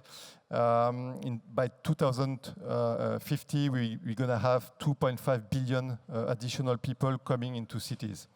So it's a major challenge for cities, and Europe is not exempt of this shift. So we need to find opportunities to build additional housing to take all those people into cities. But as you can see, it's very difficult to find these opportunities. And in the meantime, in Europe, we have abandoned industrial sites, highly polluted. Nobody's want to buy them. And so what we decided to do actually is to acquire those former industrial sites at a very huge discount, to depollute with very clean techniques, and then develop real estate projects on that. To do that, we identify a team of professionals coming mainly from the industrial world, specialists into soil remediation. We partner with them. We identify a pipeline of projects because you can write the best strategies on paper, but then you need to be sure that it exists on reality, and you need to make sure that this is scalable, replicable to have a true impact. And together with this team, we identified anchor investors. We work with European Investment Bank, Caisse de dépôt et consignation. And so we started with the first fund 15 years ago, 80 million. And now we manage more than 600 million euros on this strategy. We have invested into more than 30 different projects in Europe and remediated more than 150 hectares of polluted soils. Thank you. Well, Edmond Rothschild has more than 250 years of history, right? So you have had time to develop strong convictions in terms of investment philosophy. And I believe one of your convictions is to channel European savings towards the long-term transformation of the economy and the re-industrialization of Europe. Can you elaborate a bit more on how does it traduce into concrete actions? Yeah. In your introduction, you mentioned the turmoil environment we are facing, and I think it's really a wake-up call for Europe. We have to invest in defense, we have to invest in energy, we have to invest in infrastructure, regionalization of our supply chain. So this is really an opportunity to compete again with other geographies. To do that, we need some financing, of course. Governments can provide some financing. We can see in Germany an ambitious budget, but as you all know, public budget is limited. So we need actually to gather private money to finance all those changes. If you compare the US and Europe, in US, 30 to 40% of the savings goes actually to private equity, to the private sector. It's only less than 10% in Europe. So what we do is first work with the regulator, and actually there is a shift. You can see with the new LTIF, for instance, that we can distribute private equity products to the wealth sector from 10,000 K. But more importantly, we have to work on the content. So work on the fund approach, for instance, with a diversified portfolio of projects, of products, to propose to clients a good balanced risk-return portfolio, and actually put together impact strategies together with performing strategies. François, Xavier, thank you. Thank you very much. And let's move to the last round of GPs.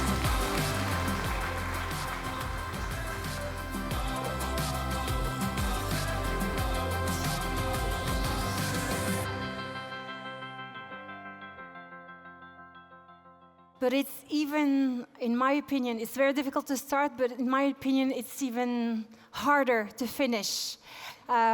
We have 4 last pitchers.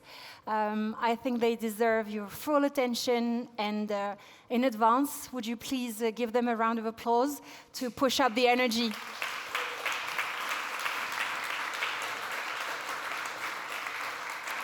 Thank you. Thank you for them. So, word of the future, democratization of private equity. What if retail was not a herd of selfish consumers, but citizens pooling their money at scale? I give you Louise.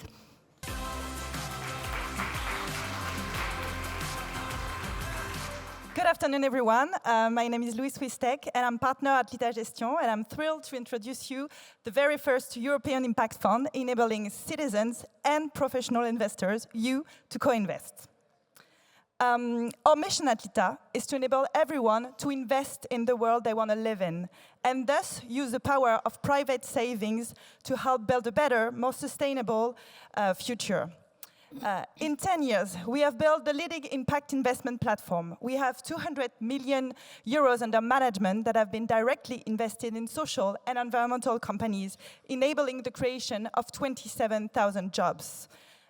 We have built a community of 150,000 committed individuals investing each year 35 million euros. We have one of the biggest business angel networks with 3,000 top investors.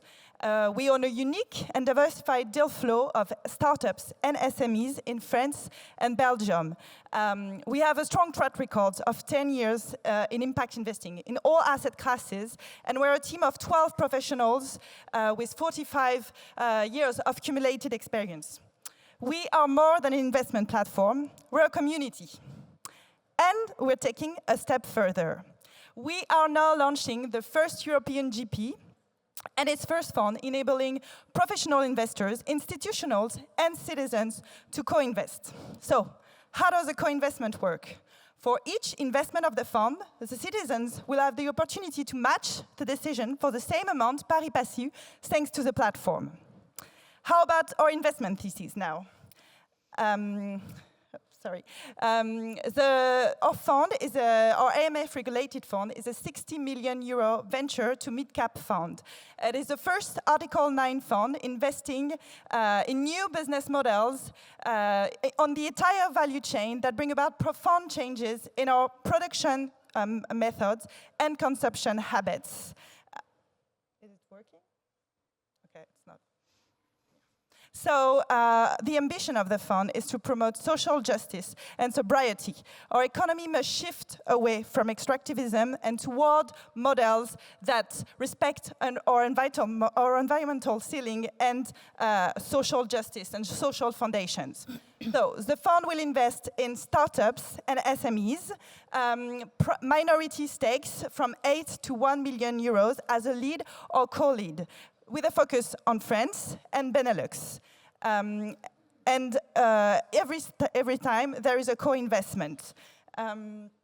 We target 3 main sectors: energy, industry, and new materials, so clean tech, green tech, decarbonized industry, sustainable food and agriculture from production to consumption, and sustainable consumption, so B2C companies enabling new usage and behaviors.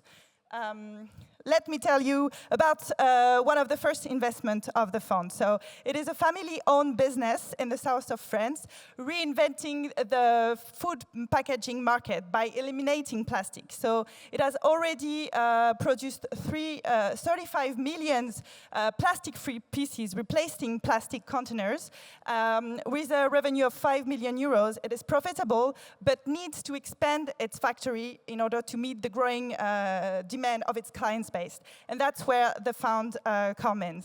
So we are targeting first closing by June. We already have some major institutionals like the European Investment Fund and Miova with us in this fund. So if you want to take part of this next chapter of European finance, let's come have a chat. Thank you, Louise.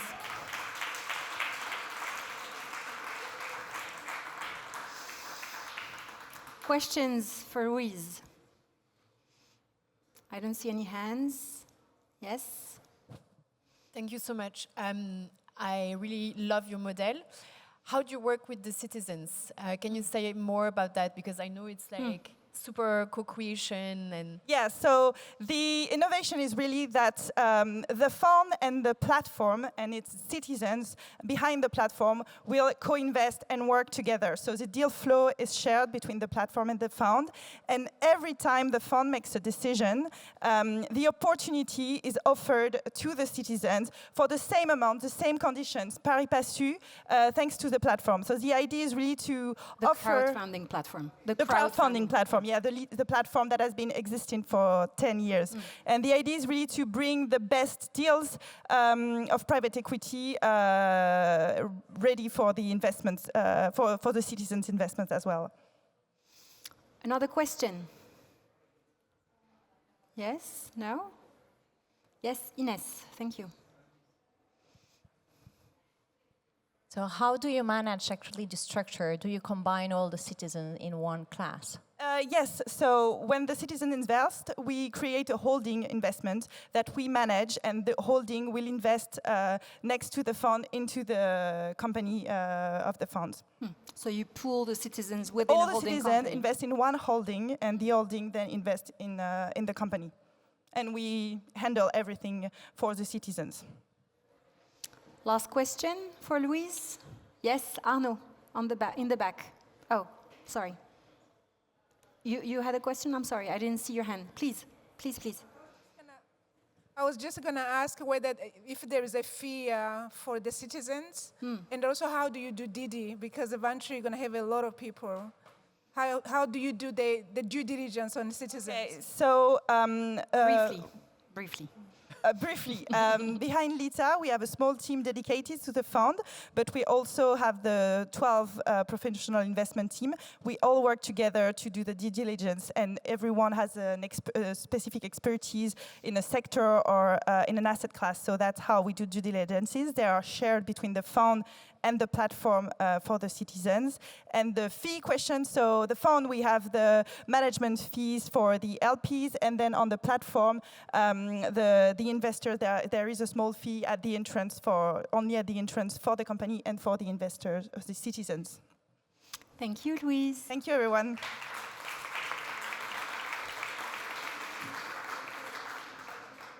I love the variety, you know, the innovation in financial instruments, in structure, in thesis, in approaches, in risk management, in impact measurement. It's unbelievable. Next up, word of the future, hybridation. Foundations and NGOs can create investment arms and propel their actions globally through different instruments. I give you Scott.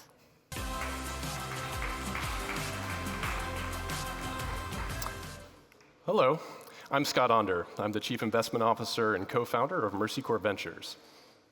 So the climate crisis is a global scale challenge, and it's being felt first in emerging and frontier markets. Yet, most climate capital is concentrated here in the global north. So to address a challenge as complex as the climate crisis, we need a new kind of model, a model that's truly global, that has a footprint and a presence to support climate adaptation solutions from emerging markets and to help them scale across borders. That's why we built the Resilient Future Fund. It's a $50 million early-stage venture capital fund investing in startups in emerging markets that are developing climate adaptation solutions for the people most at risk. We're a global team of former operators, entrepreneurs, and investors embedded in local startup ecosystems from Bogota to Nairobi to Jakarta. And uniquely, we're a venture capital fund integrated within a global development agency, Mercy Corps, that works in over 40 countries around the world and has a staff 6,000 people strong. This gives us unmatched insights, access, and credibility in the places where climate risk is highest and where venture capital is in short supply. And we have a strong track record. Our Fund 1 portfolio spans across 80 different emerging markets, including 30 of the most climate vulnerable and least developed nations.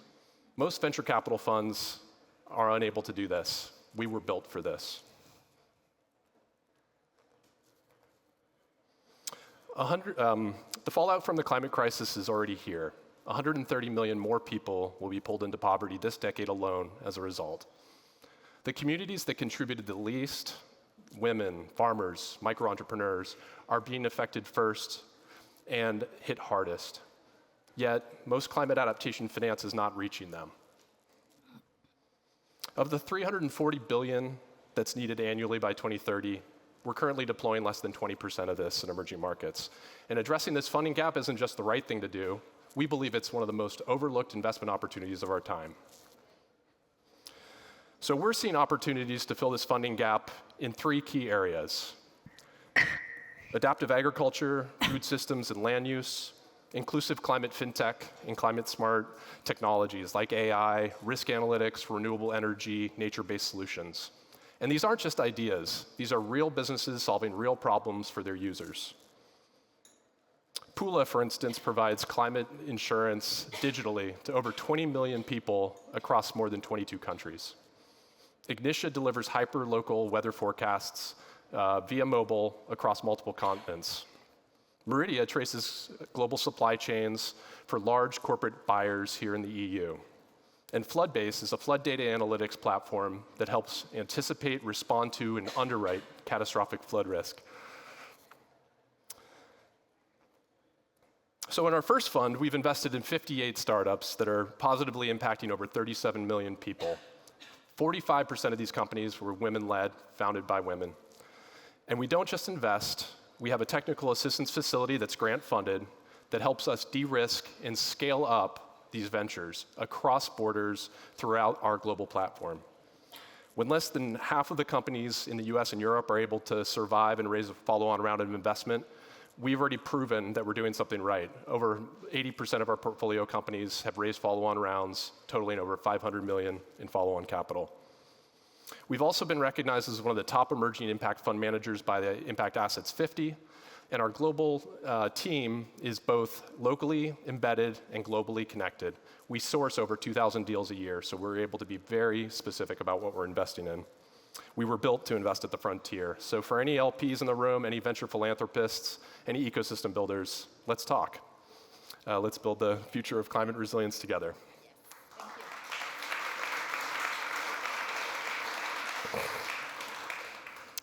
Any questions? I'm sorry for the cough. No, sorry to have disrupted your pitch, but it was brilliant anyway, so I didn't mind.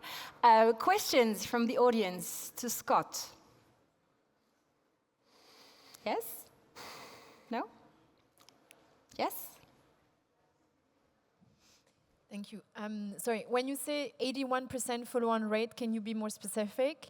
And also, you're investing in some of the hardest to reach, hardest to invest in markets. Can you tell us more about how we convince private investors to come and work with you? Yeah, great questions, thank you. So our strategy is a seed to follow-on strategy. For every portfolio company, we start investing at the seed stage, and then we provide a great deal of strategic support through our technical assistance facility until they raise their Series A. And raising that Series A is how we measure whether we're being effective at supporting them. So 81% have not only survived, they've raised significant follow-on rounds. And bringing foreign investors, international investors into some of these harder markets is exactly one of our goals. We do that by de-risking these models proving the evidence base for impact, but also for the commercial sustainability of the models as well. Thank you for the question. Yes? Yes? Thank you. Question on sort of the relationship with Mercy Corps. You've spun off from Mercy Corps, but... Can you speak a bit louder, please? Sure. To what extent are you using Mercy Corps' infrastructure as it relates to deal deployment investment? Yeah. Mercy Corps' massive global operational footprint has been tremendously valuable to us, as has the valuable network of corporates, governments, telcos, banks, to help our portfolio companies scale, either B2B to C solutions, expansion partnerships across borders.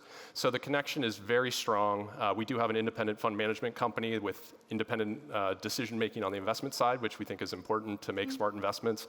But the strategic partnership with the large global development agency is incredibly valuable to our portfolio.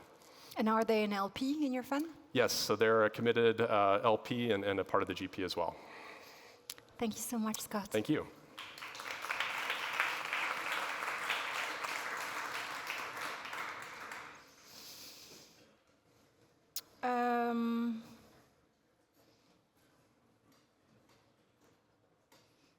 Word for the future, decarbonization at scale. Beyond the sexy, small scale, there are the hard-to-abate industries where investors can step up and build attractive returns and risk profiles. And for that, I give you Alisa.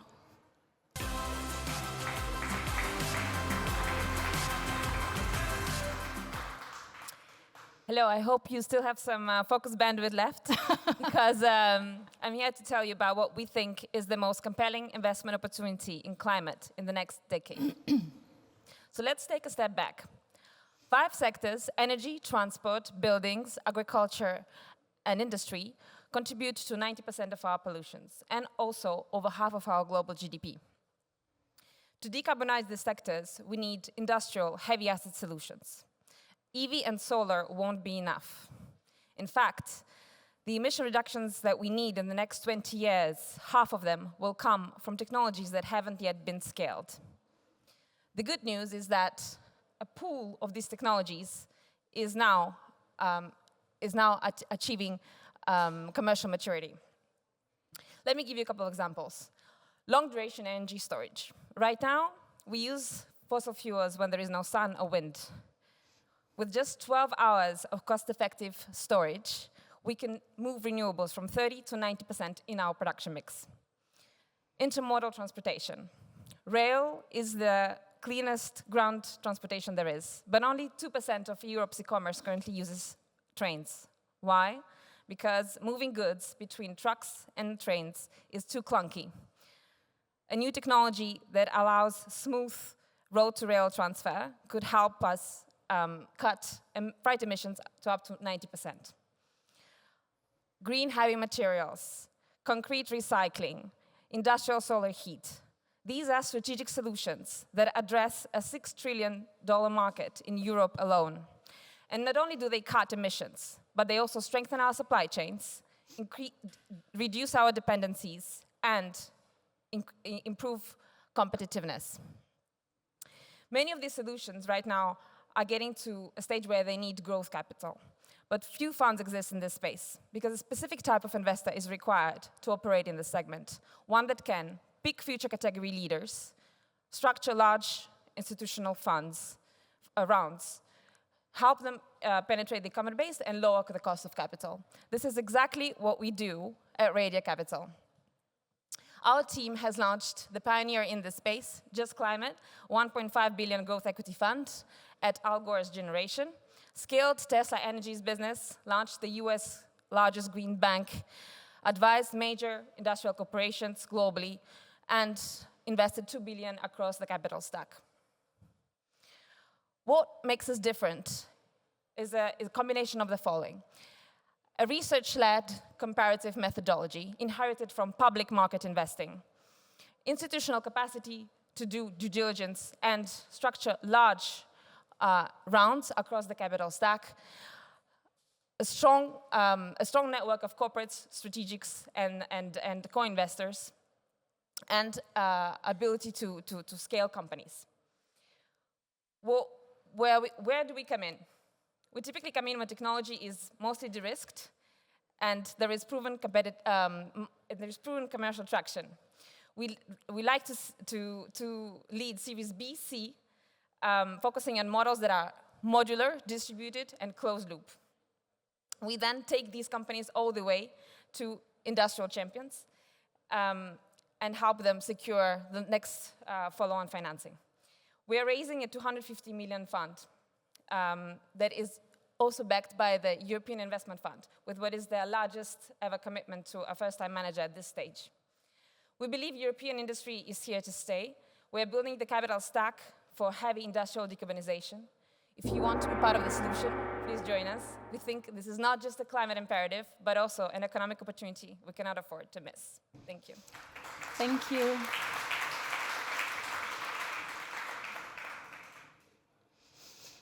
Questions for Elisa? Hard to abate industries, decarbonization. Questions? No? Questions in the front? I lost you. Yes? Morgana? Yes, here. Thank you. Thanks. It's a really interesting model. How do you choose the kind of subsectors that you're looking into? Do you have certain priorities there? Do you base it on their impact on their financial viability, or is there some other metric you use? That's a great question. So obviously we look at solutions that have a transformative potential impact. So definitely solutions that have very large TAMs is a priority. We then focus obviously on their ability to really reduce CO2 because we have a carried target for all of our participations. So we have a very top-down approach, which means that not only are we comparing solutions within a sector, but actually between sectors in terms of their capability to generate impact at scale. Thank you. Another question? I think there was here. Yes, Sophie, please. It seems that how do you deal in terms of investment strategy? Because it seems very much environmental focus. And I was wondering in terms of your LP's expectations. Now we more and more talk about planet boundaries type of rationale and approach. So do you adjust, do you refine your investment thesis to take into account the different planet boundaries type of strategy with a couple of intersections beyond environment, pure environmental approach? That's also a great question. We do, yes. We have a desirability framework and that we apply across a variety of factors. And in fact, our co-founder, Roberta, is the chair of deep transitions. So we have a systems change approach also in our investment thesis. So for instance, we wouldn't perhaps fund things that we believe are not good systemically are not good for our planet, like plastics, plastic recycling. So yeah, we have a very large framework, and this framework was also developed and applied by Roberta at Just Climate. Thank you. Thank you, Elisa. Thank you.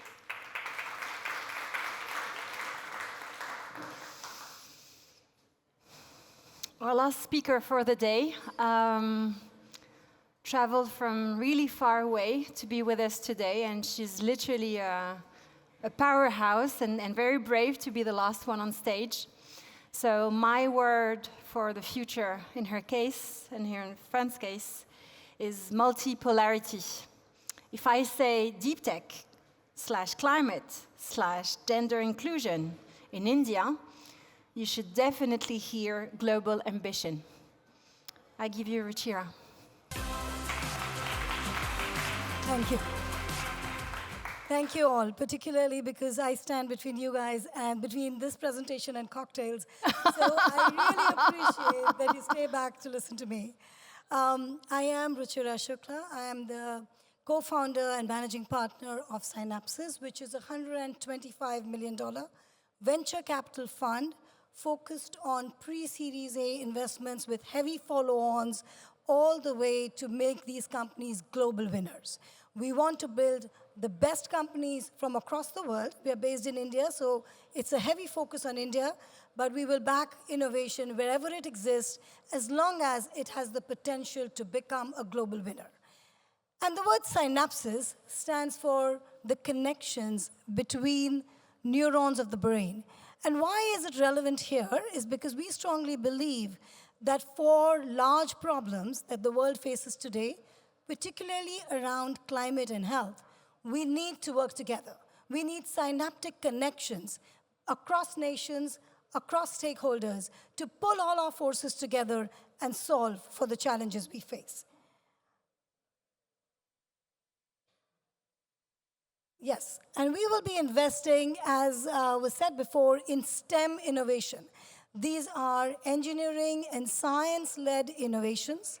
Think of them as plug-in technologies applied to infrastructure settings and then deployed at scale.